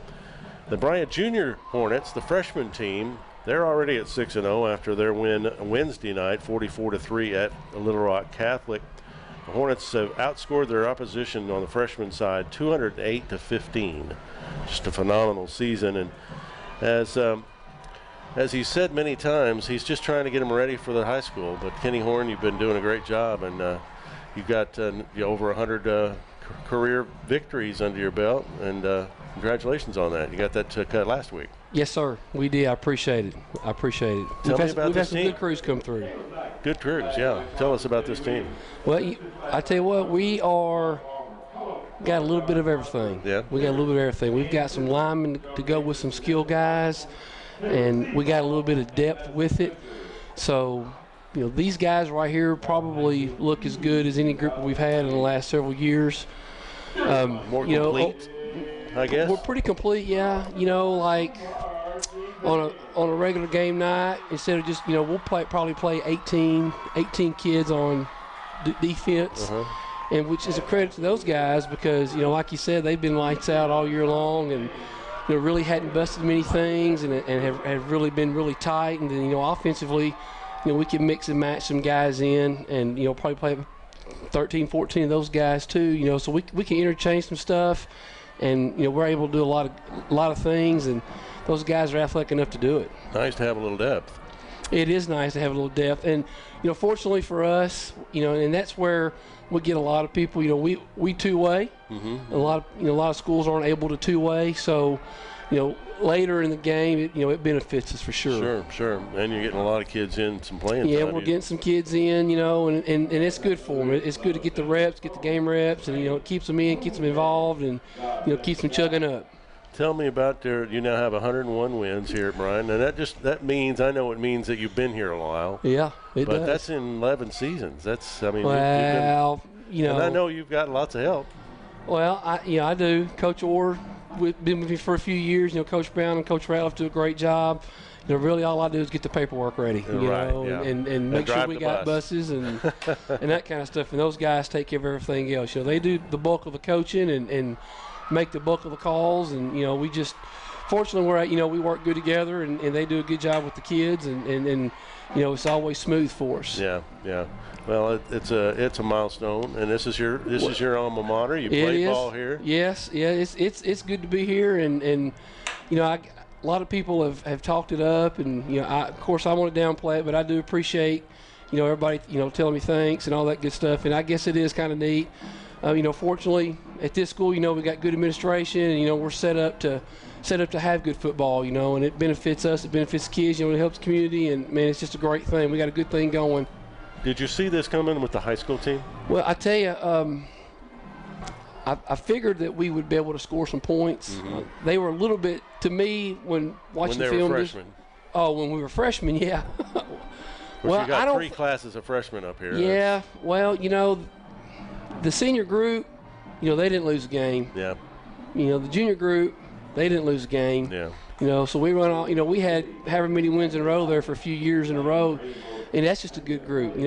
Unlike this group, one group had a lot of skilled guys, one group had a lot of linemen, and so they meshed well. And it's meshed well, and it's neat to see the kids when they get older, how much bigger they get, and see how they all do when they get together, and how much some of them improve. There's a lot of guys on Thursday nights that may not play a whole lot, but by the time they get to be 11th graders or 12th graders, they're big-time contributors, and they do some cool stuff. And I always think to myself, God, why didn't I see that guy coming, 3 years ago, 2 years ago. They mature at a different rate, they do. They do, and that's what's hard about, junior high kids is you never know, a lot of times what they're going to do when they get older, and you may miss a few, and I've kicked myself a few times because I've seen some kids, light it up out here. I'm like, golly, man, I should have, probably done a little bit more with that guy, but, you have a hard time seeing it coming, and, getting them position-wise, it's hard to tell, sometimes they, fortunately for us, outside linebackers and safeties, they all kind of intermingle, and one guy can be one, for me, and a different up here, but and receivers can do different things, defensively here, so, and I think a lot of it has to do with what we need, senior high wise too. Fortunately, some of those kids are able to transition from offense to defense or defense to offense and help us out, and do good stuff, So we're fortunate. We've had some good groups and some good years, and all I want to do is just keep them going. I just want to win the next one. I just want to make those guys win. I just want to train them to win and best I can, and teach them how to play football best I can. You had a hand in winning that state championship. No, you did. No. You did. No, I don't think. You trained them up to get, like you've always said, you're getting them ready. Maybe for high so. school. Maybe you set the roots down. I do preach to them that we're playing for a state championship when we're in ninth grade. We're trying to be the best program in America. Sure. We're playing for a state championship now, and and later on you'll see what I'm talking about. So just take us back when you played. Well, it was a whole other deal. It was different. We were just not very good, and I don't. Looking back now, as knowing what I know now, I think just number wise, we were, even though we were probably in the upper classifications, I really don't feel like we had the number of kids, and we just didn't have the type of athlete other people had, and I don't think that the coaches didn't do bad. I just think that they just they didn't have we just probably weren't as good as these guys when you get right down to it. Didn't have as much to work and with. Didn't have a whole lot of skill guys, and have a whole lot of linemen. People were always bigger than us or and faster than us, and a lot of times it's hard to develop that. A lot of times kids are just big. They're just big because they're big. Then you can develop that, but it's hard to stretch a kid. You can't hang them upside down and make them get big. That's for sure. But being from here and knowing how far we've come and seeing what we're doing now, I'm proud to be here, and I'm proud of the school, and I'm happy for it, and I'm glad to be a part of it. It's a cool thing, and we got it rolling. I feel like we got it rolling, all the way through our whole program, our whole football program, and I think the middle school guys and 7th grade guys do a great job of what they do, and they push them up here, and we try to put them together, and try to keep them in big groups. One of your challenges is that the teams are separated through 8th grade. 7th and 8th grade, they're playing separately, and then you have to mesh them when you get into 9th grade. It's fortunately, they're in the same school district, so a lot of them are friends anyway, and they know each other anyway. But you just kind of get them to brush that other stuff off, and they grow, they mature a little bit, and they start buying in. They recognize what we're trying to do and recognize what we're trying to play for, and they understand, when they get to 9th grade, it gets a little bit bigger because, we do have a conference championship to play for, and, to them and to me, I tell them, this is like winning the state championship for you right now. And that's how we want to do it, and, when next year you want to try to, your goal is going to be to win state championship. If you practice it now, we'll do it later, and, they do. And it's, it's not – it's difficult sometimes because we only have them for about 8 months out of the year, and then we push them on. But, we just want to help them win, want to help them learn to play football, and try to keep them all together, have big groups up here. The bigger your senior group is when you get in varsity, the better off you're going to be. No doubt. We try to keep those kids together and get them up here, and hopefully we can keep them going. Well, you got 4 more games. Got 4 more. 3 of them are at home. Yes.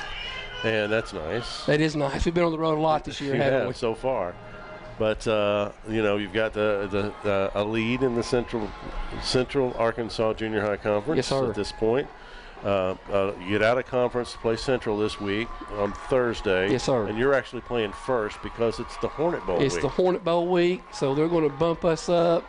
With the schools being not separated anymore and everybody being in one spot, it'd probably be a little bit bigger deal. And I think the kids will be excited to do it, and we'll just see how it works out. You bet. I'm glad that I'll have a chance to see it. So the freshmen start at 6, and then after that, the 2 8th grade teams, Bryant White and Bryant Blue, will play each other probably about 7:30. Probably, yes, sir. So hope to see a big crowd out there. I think there will be a big crowd out there. Some players. There are some good football. There will be some good football, and I try not to look back at of where I'm at now, but I can't help but try to look at some of those guys and watch them some, and see what's going on with them. And they're yours next year, because we're going to see them next year. And believe it or not, I always even right now I'm thinking about what we're going to try to do next year. With these kids, and they're 2 good squads. Yeah. There's a lot of good players on there. There's a lot of good athletes, and I just hope they show up and play each other hard. Then once it's over, I want them to win the rest, and then about November we'll get that weight room and start going at it with each other and trying to win the next one. Sure. So it'll be neat. I hope everybody does show up. All the big crowd. There's going to be 2 bands and 2 sets of cheerleaders and 2 sets of dancers, and all and local. 2 sets of football players. It'll be fun. It's always I a hope fun everybody night. shows up, and usually it's a big night, and it'll be a great atmosphere at Bryant Thursday night for sure. We invite you all out there. It's this Thursday night. The Hornets freshman team takes on Little Rock Central, and then the 8th grade Hornet Bowl will follow. And Kenny, thank you. Yes, sir. Thanks for joining us. Yes, and sir. Congratulations again on the 100 appreciate wins. it. I appreciate it. Best of luck to the rest of this season, man. Yes, sir. We're going to need it. I guarantee it. Well, now, we appreciate everything you do for us too, Mr. Rob, and the Daily and the Hornet stream right here is good. Glad to do it. Yes, sir. It's a fun. Thank you so much. That's Kenny Horn, the freshman head coach for the Hornets freshman team, and they'll be playing again this Thursday. We'll take another timeout. Where the Hornet football is brought to you by mmproductions.net. How old are you now? At Farmers Bank and Trust, our commitment is and always will be to the community. Our loan officers are your supporters, your cheerleaders, your fans, your neighbors. And we're proud to cheer on our Bryant Hornets. For more information on Farmers Bank and Trust, stop by our conveniently located office or visit myfarmers.bank. All right, guys, I appreciate it. Thanks so much for making the trip up. Yes, sir. Thank you.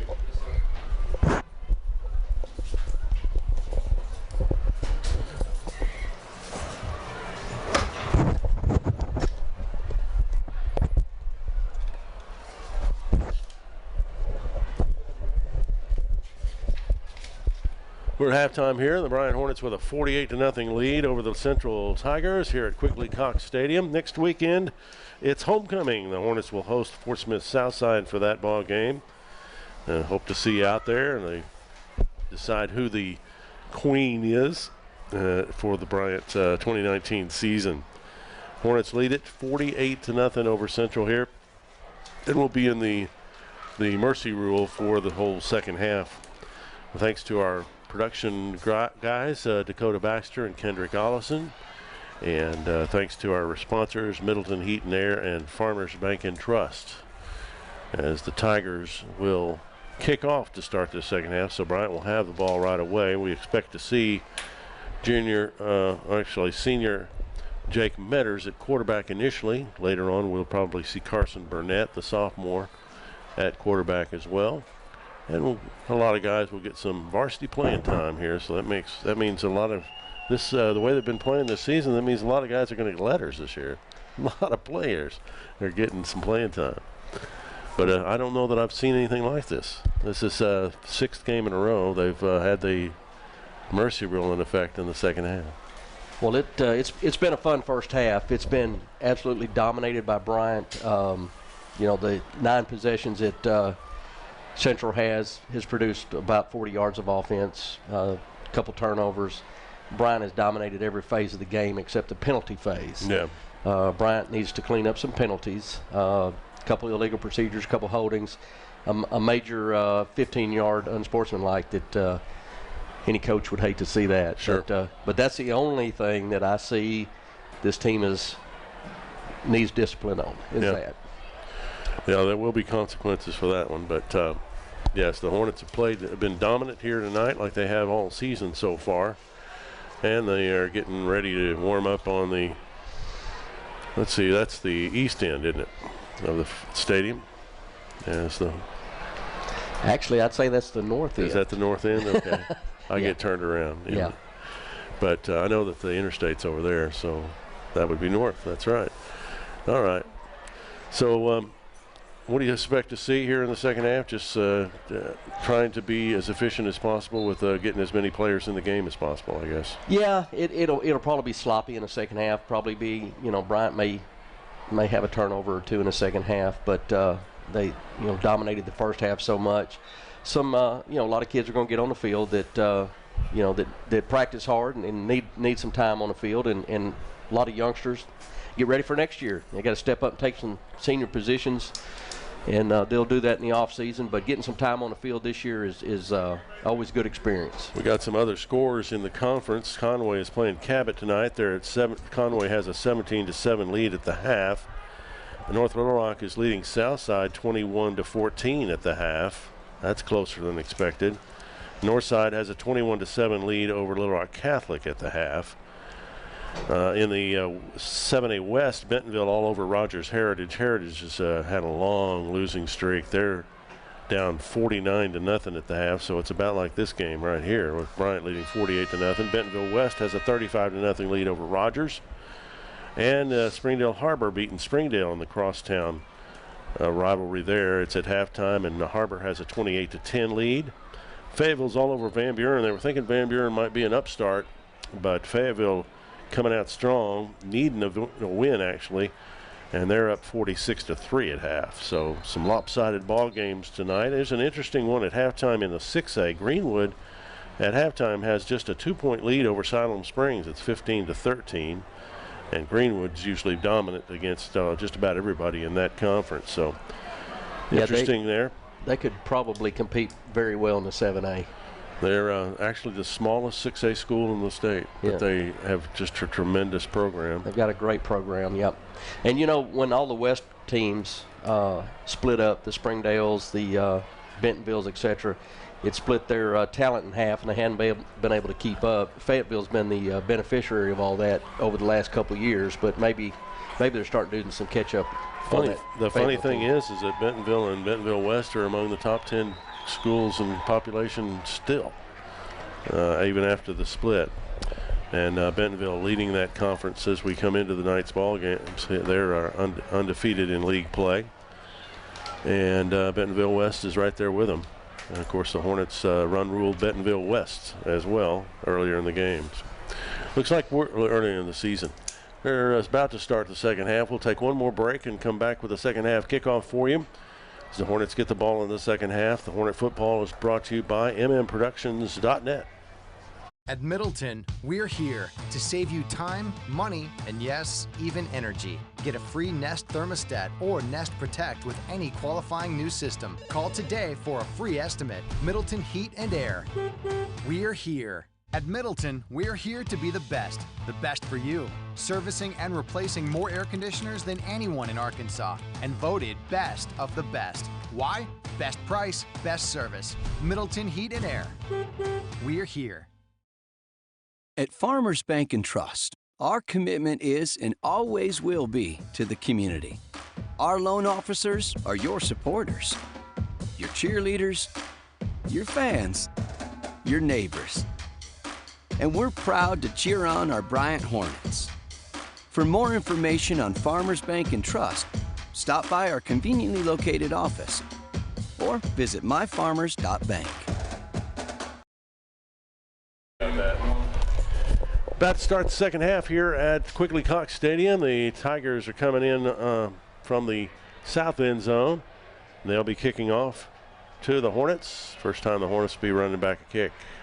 They lead it 48-0 here as they attempt to go 3-0 in the 7A Central Conference. As I mentioned, next week's homecoming and the Fort Smith Southside will be in town. Rob, I'd like to take a second. We're at Bernie Cox Field, Quigley Stadium, and I made a comment that this old gray lady, had seen better days, but they've done a lot of work. The concourse area is really nice. The artificial playing surface they have is very good. So I was a little premature in my first comment earlier about the stadium, well, but it actually looks real well. Yeah, they've done a good job of renovating it and trying to keep it up.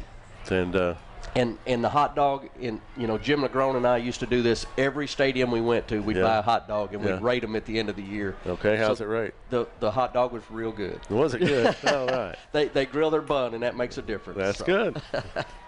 So get your hot dog at Quigley Cox the next time you're here. They are endorsed by Leroy Tinkler. Yep. Great to have you along tonight. It's been a while. We did, I think, North Little Rock in the regular season last year. North Little Rock last year, yeah. And we get together every once in a while for that. It's great to step in and sub for Aaron Shuttleworth. Aaron will be back next week. Well, we've had a lot of fun doing this over the years with Jim Legrone and Aaron and a couple of the others guys. Big howdy to Jim. Here's the kickoff. It comes down to the 3-yard line. I think this is Trayvon Heron. And Trayvon may go. 40. Broke the tackle. 50. 40. And he stepped out of bounds. They knocked him out of bounds at the 38-yard line. There is a flag on the play. We almost expected that, didn't we? Yeah, kind of.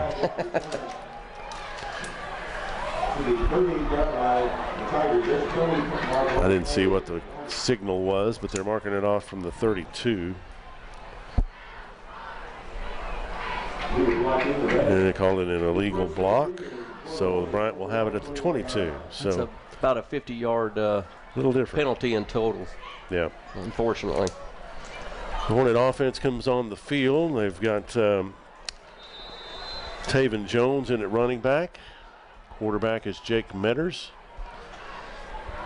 We'll get some more names in for you. Jake's going to throw it outside. He's got a man, and he's got it, and he's dragged down as he gets it to Clay Curtis, who's turned into Jake's favorite target. Pickup of just 3 as he was tackled immediately. Aldridge is in the game. Also, Gage Stark, a senior, is split out wide with with Aldridge. River Gregory is out there and to the left along with Curtis.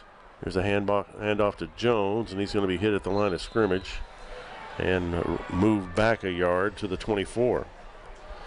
So it'll be 3rd and 8 for the Hornets at the 24-yard line. Some of these offensive linemen are reserves as well. Looks like in there at center is Jack Powell. They've got Jason Shiflett, the sophomore, in there at left tackle, or left guard. The left tackle is Caleb Waddle.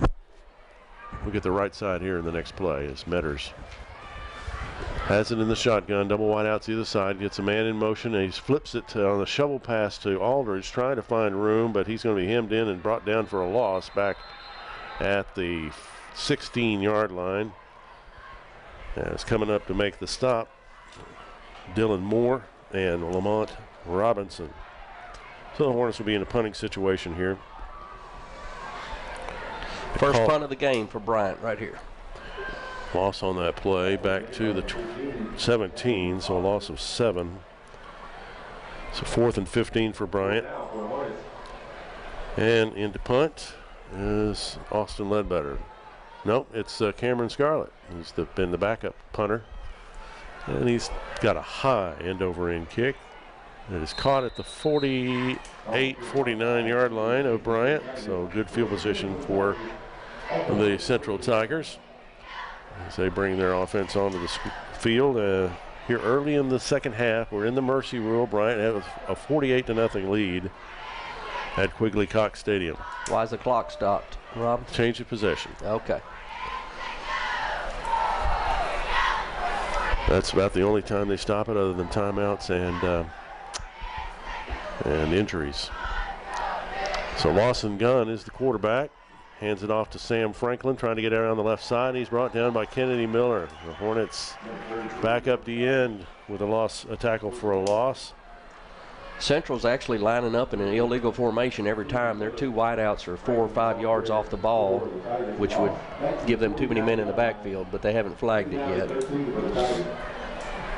Sometimes you overlook things like that. Well, now it's 48-0. Now that I say it, they're all up on the line of scrimmage. Yeah. So.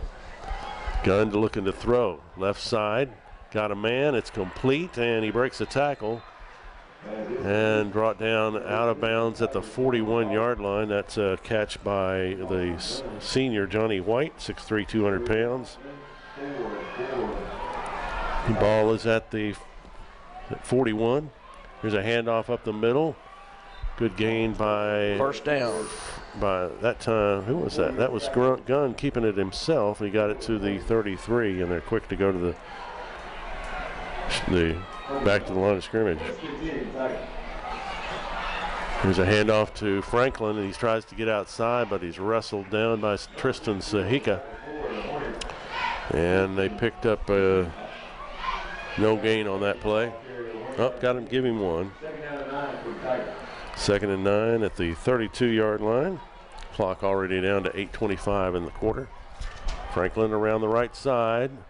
Runs into a pile and comes out the other side, but then he's driven back. And there was Hart Penfield, Andy Scott. Give him 4 yards, I believe, on that run, Rob. Caleb Knox was there as well. Ball is at the 27.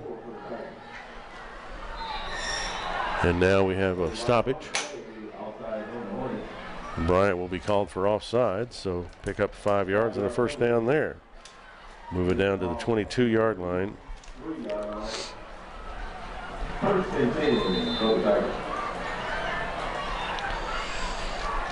It's their best looking offensive drive of the game. Gunn gives to Franklin. We're trying to get around the left side. And he's got the corner and driven out of bounds by Caleb Knox. Thrown out at the 15-yard line. Pickup of 7 yards. It'll be a 2nd and 3. We call it at the 14, so they give him 8. It'll be 2nd and 2 at the 14. Gunn to throw, puts it up on and it's almost intercepted, and they have flags coming in. I think that's on offense. Offensive pass interference, I'm going to guess. Kyle Knox was on the coverage in the end zone as they threw a fade route. It was underthrown quite a bit. Caleb, what? No, they're calling it against Bryant. Caleb Got had to be kidding me. He had the inside position, but he's going to be called for the penalty. See, as soon as I mentioned Jim Legrone, officiating went south. He used to whine about that. Now they go again in a tackle for a loss. Kennedy Miller there again. The ball came loose, and picking it up was, is that Ahmad? Ahmad Adams in there at linebacker. Number 41, They're at the 30, at the 10-yard line. Gunn. Quick throw. He had to get rid of it because he was being rushed by Dalen Land in there and Kobe Melton. The linebackers were coming from the outside. That was very close to being a lateral. Bryant was all over it, but real close to being a lateral by Gunn. So it's third down at the 10, third and goal.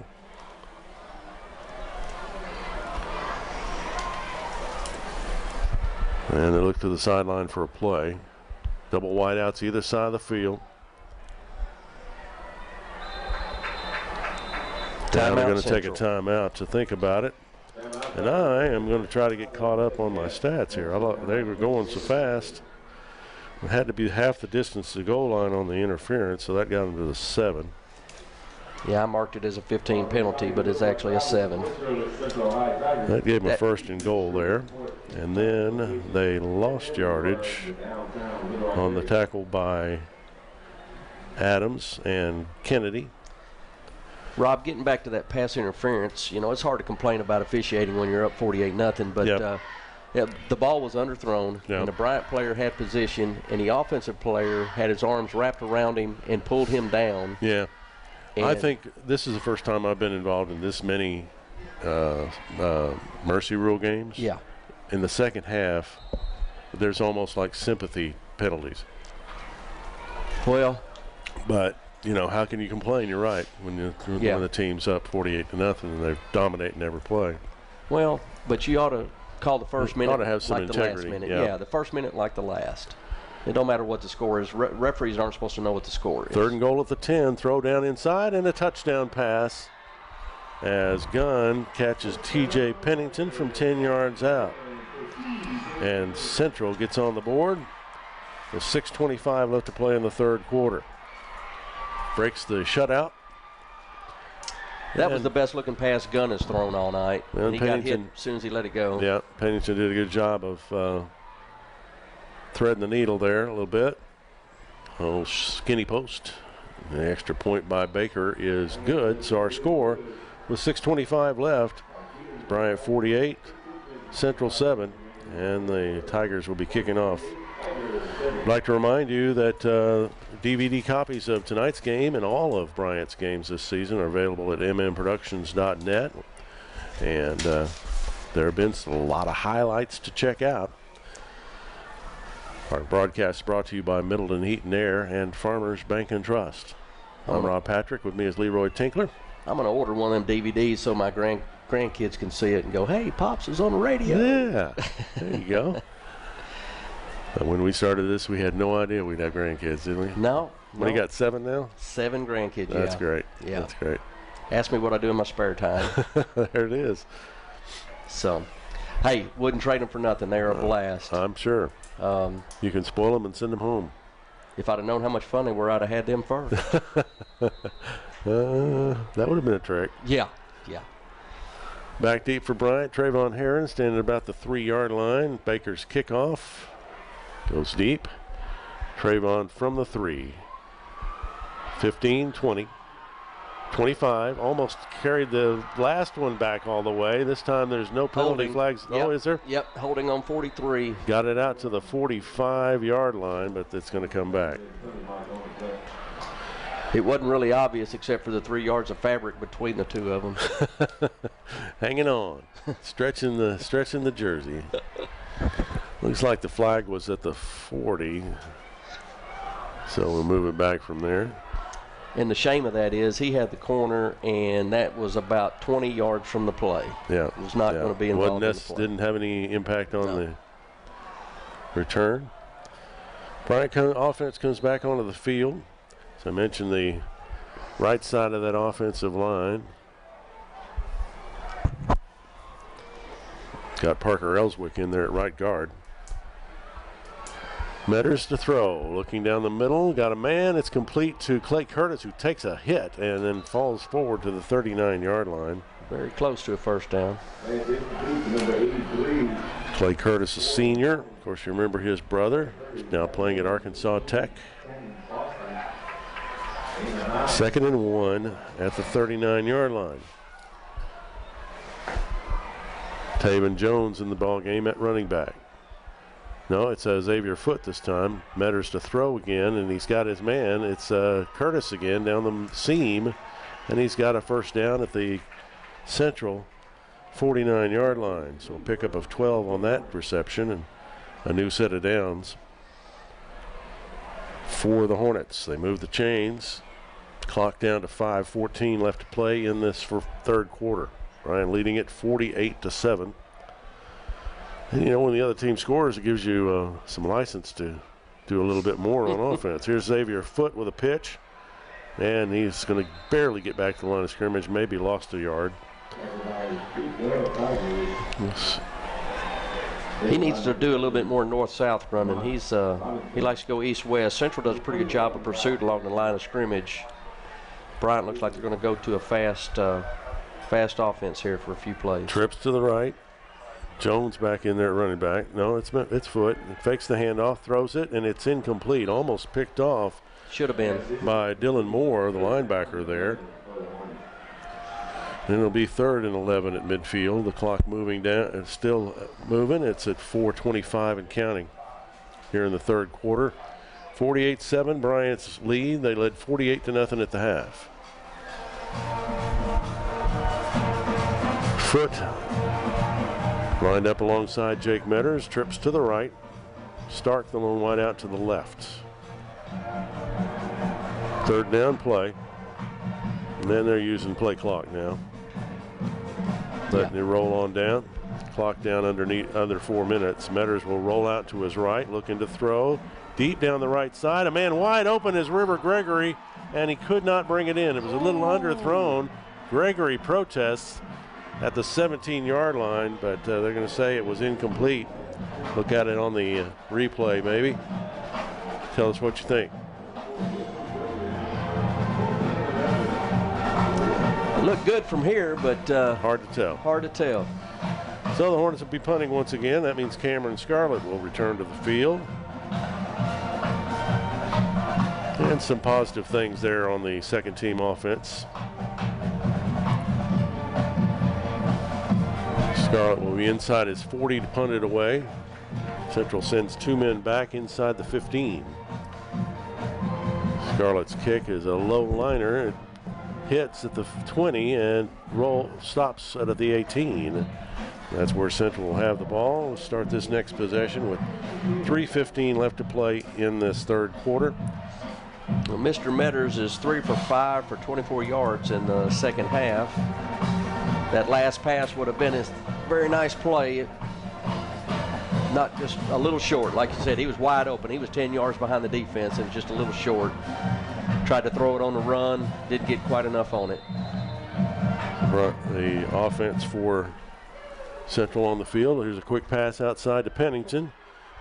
Uses a block to get around a player. And Kobe Melton, along with Ahmad Adams, brings him down after a pickup of.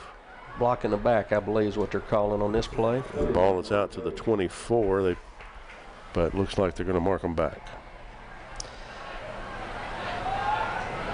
And they're going to call a hold. Hold on Central, back them up 10 yards. They'll, from the spot of the foul, puts them at the 14-yard line. So basically, just a 4-yard penalty, as it was downfield. That it's first down again, 1st down and 14 for the Tigers.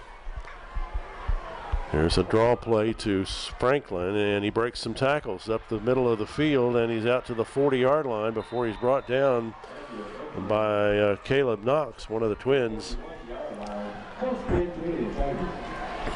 And pick up on that play of 26 yards. Here's a handoff to Franklin trying to get around the outside of the left, and he's going to be dropped for a big loss. The initial hit made by, I think that was Hart Penfield. Andy Scott was there as well. They brought a lose 4 on the play.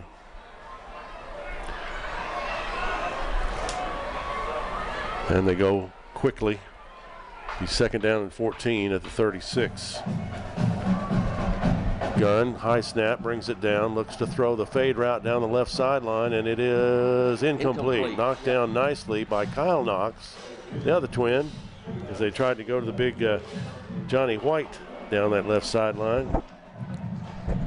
And they'll bring up a 3rd and 14. How come we keep stopping the clock here, Rob? Is that, I thought it was a running clock. It was supposed to be.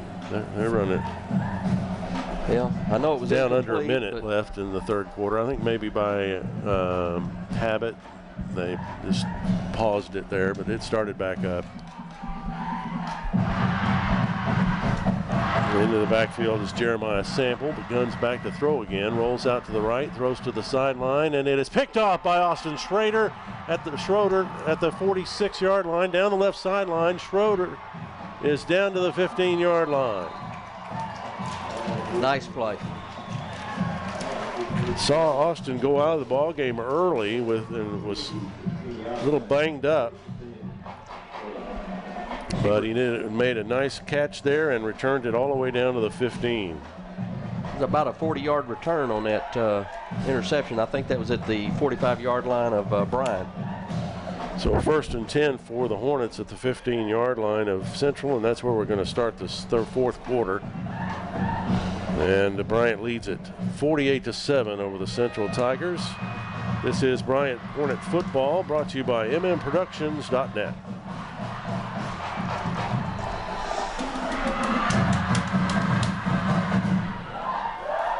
At Middleton, we're here to save you time, money, and yes, even energy. Get a free Nest thermostat or Nest Protect with any qualifying new system. Call today for a free estimate. Middleton Heat and Air. We're here. At Middleton, we're here to be the best for you. Servicing and replacing more air conditioners than anyone in Arkansas, and voted best of the best. Why? Best price, best service. Middleton Heat and Air. We're here. At Farmers Bank and Trust, our commitment is and always will be to the community. Our loan officers are your supporters, your cheerleaders, your fans, your neighbors. And we're proud to cheer on our Bryant Hornets. For more information on Farmers Bank and Trust, stop by our conveniently located office or visit myfarmers.bank. Well, we're back to action pretty quickly, and Metters trying to throw a fade route to Gage Stark, and a little holding at best by the defense to keep him away from it, and the ball falls incomplete in the end zone. So 2nd and 10 for Bryant at the 15. Xavier Foote around the right side picks up a good block. 10, 5. Xavier Foote to the end zone and in for a touchdown. 15-yard touchdown run by the sophomore Xavier Foote. Picked up a big block there by Gage Alexander and broke it up the middle, up the seam. So I guess they run a mercy clock and mercy refereeing is what I'm seeing. Unofficially. Unofficially. Yeah. He got mugged on the play before that and no flag thrown, but it's a nice run of, 14 yards on that play? 15. 15. Extra point by Brock Funk was good. And our score with 10:40 and counting still to play is 55 for Bryant, 7 for Central. Xavier Foote adds the 5th, or I guess that's the 5th or 6th touchdown on the run. So that's a 2-play drive of 15 yards for a touchdown. They have only had a couple of possessions that they did not score. We've had 2 punts. The first 2 possessions of the second half were punts, and then that one short field position after the interception return made it a two-play drive, 15 yards for the touchdown. That was a very nice run. Nice hold by the offensive line. So Brock will be punting it, kicking off once again. Clock is still rolling, so we're already down to the 9:45 mark in the 4th quarter here. And we'll get out of Quigley Cox early, just like we have on all the other games.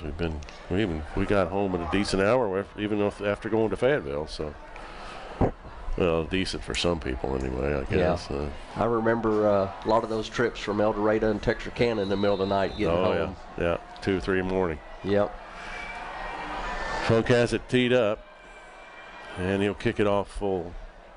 And it's going to go in the end zone. This time it hit right at the end line and goes out of bounds. So it's a touchback, and Central will have it with 9:08 left to play and counting from their own 20-yard line. So real quickly, Central's offense tonight turned the ball over for a pick-6 touchdown, turned it over on downs.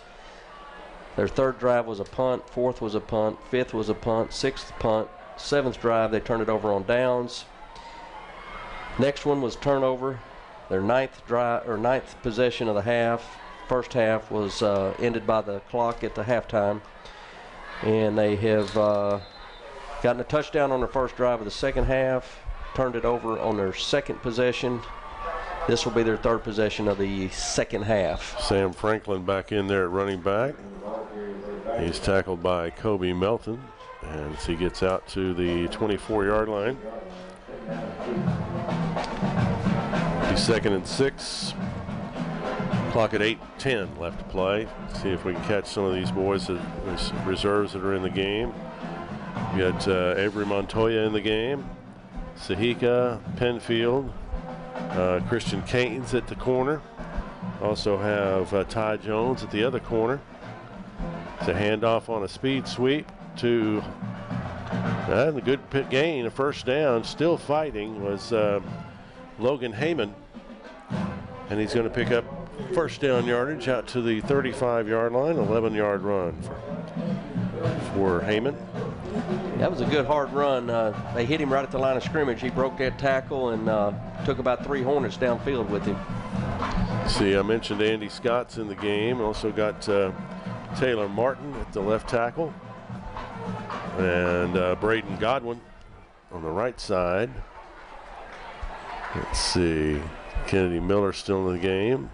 Back at safety, they've got Jordan Hunter.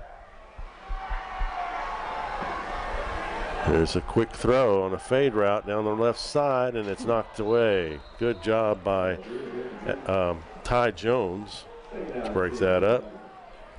It's good defensive position on the cornerback on that play. One-on-one going on the corner.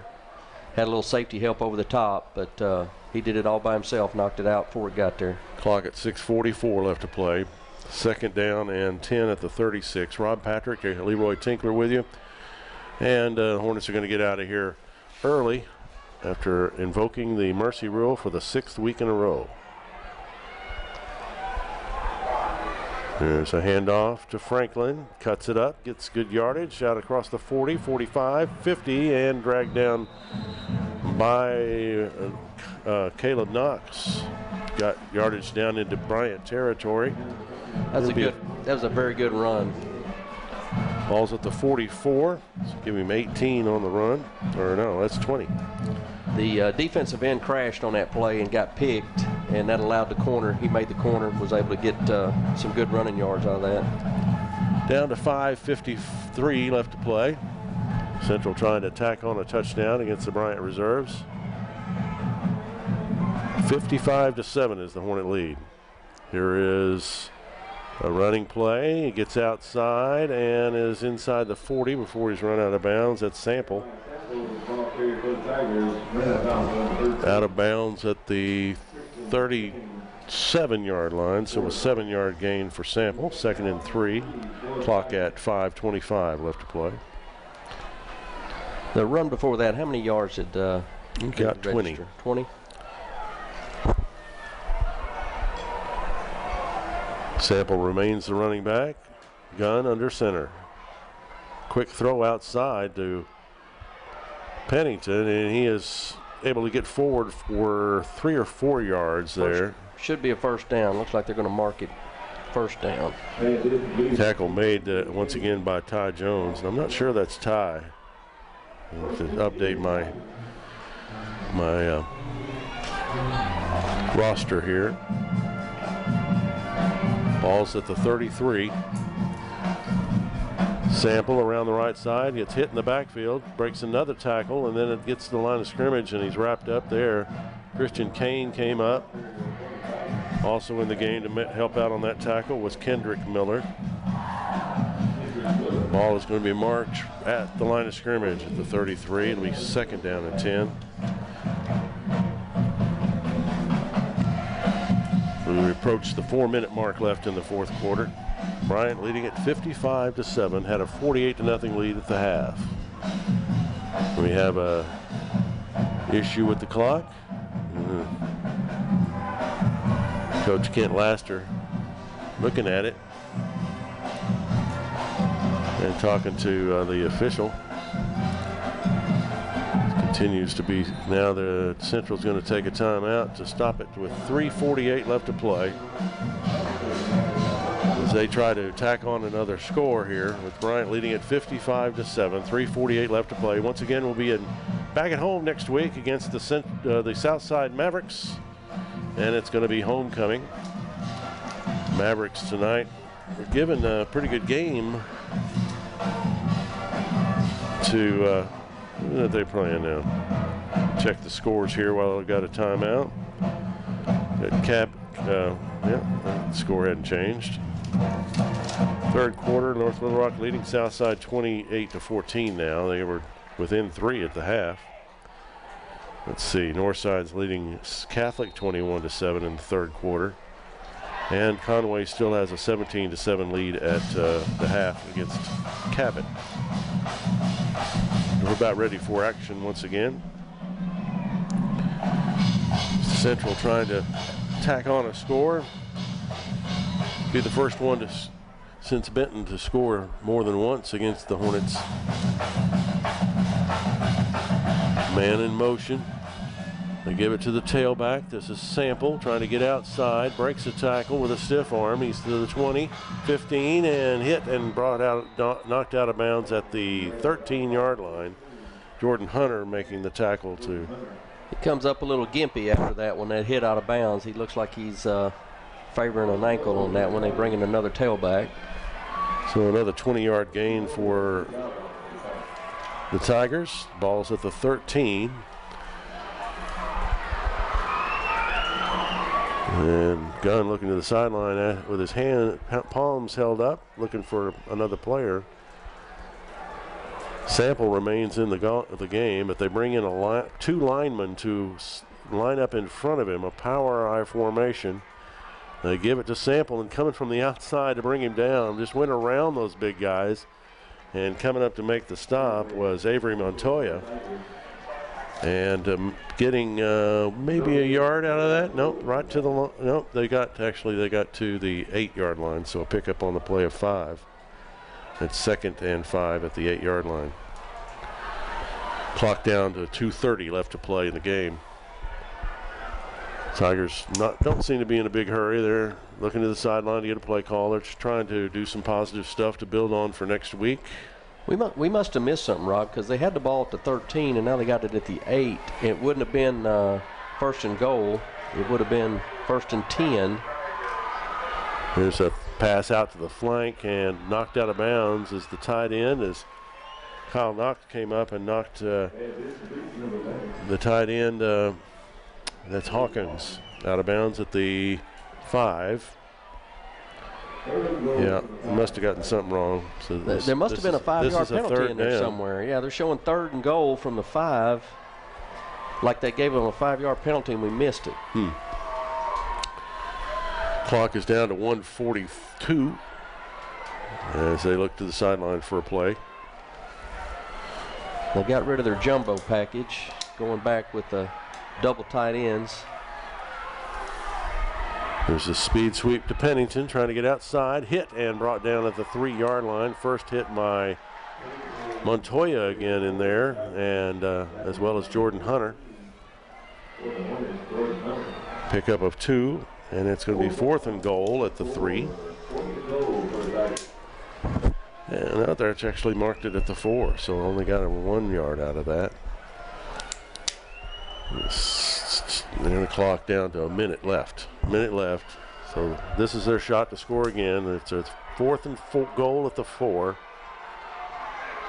Gunn looks to throw it, and he gets it to his tight end for the touchdown. Hawkins brought it in. There is a flag? Yeah, late hit on a quarterback, roughing a quarterback. So the Tigers Bryant. get another touchdown, and more than likely they'll decline that penalty.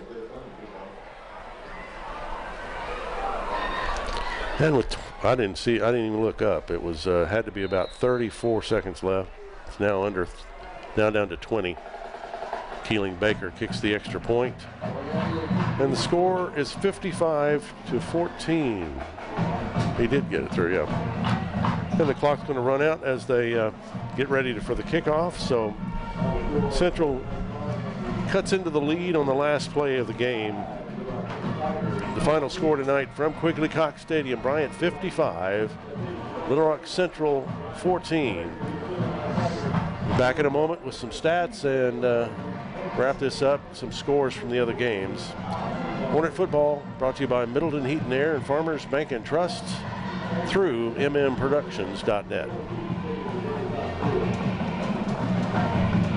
At Middleton, we're here to save you time, money, and yes, even energy. Get a free Nest thermostat or Nest Protect with any qualifying new system. Call today for a free estimate. Middleton Heat and Air. We're here. At Middleton, we're here to be the best for you. Servicing and replacing more air conditioners than anyone in Arkansas, and voted best of the best. Why? Best price, best service. Middleton Heat and Air. We're here. At Farmers Bank and Trust, our commitment is and always will be to the community. Our loan officers are your supporters, your cheerleaders, your fans, your neighbors. And we're proud to cheer on our Bryant Hornets.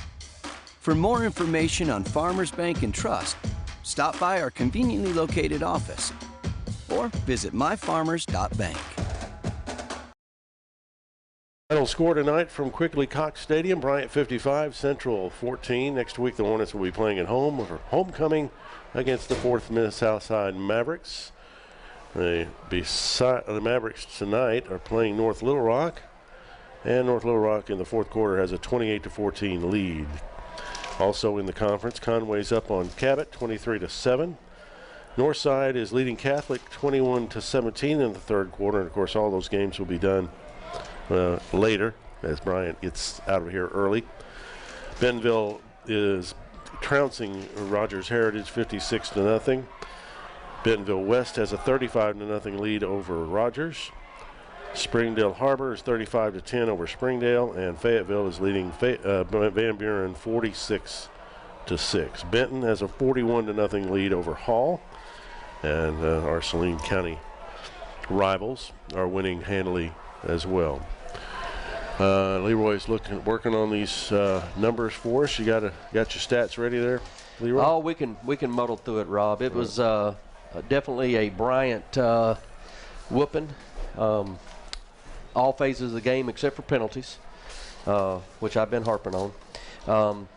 Bryant had 383 total yards of offense. The second half they muddled with the running clock, playing a lot of reserves and sophomores and offense. They only had scrounged up 37 yards of offense, 21 passing and 16 rushing in the second half. Had 10 penalties for 92 yards. I think that would be something that coaches are going to want to address for sure. But everything else was unable to keep up with defensive stats, but Bryant's defense dominated, both ends. Indeed they did. So another rout for the Bryant Hornets. They're ranked number 1 in the state and number 21 in the nation by Max Preps, and they continue to roll. Next week we're at Southside, or at home against Southside, so hope to see you there. Again, the final score was Bryant 55 and Central 14. Thanks to Dakota Baxter and Kendrick Ollison, our technicians here tonight. And to Middleton Heat and Air and Farmers Bank and Trust, our sponsors. Again, for DVD copies of tonight's game and all the games for the Hornets this season, go to mmproductions.net. Once again, 55-14 the final. For Leroy Tinkler, I'm Rob Patrick. Thanks for your time this time. Till next time, so long.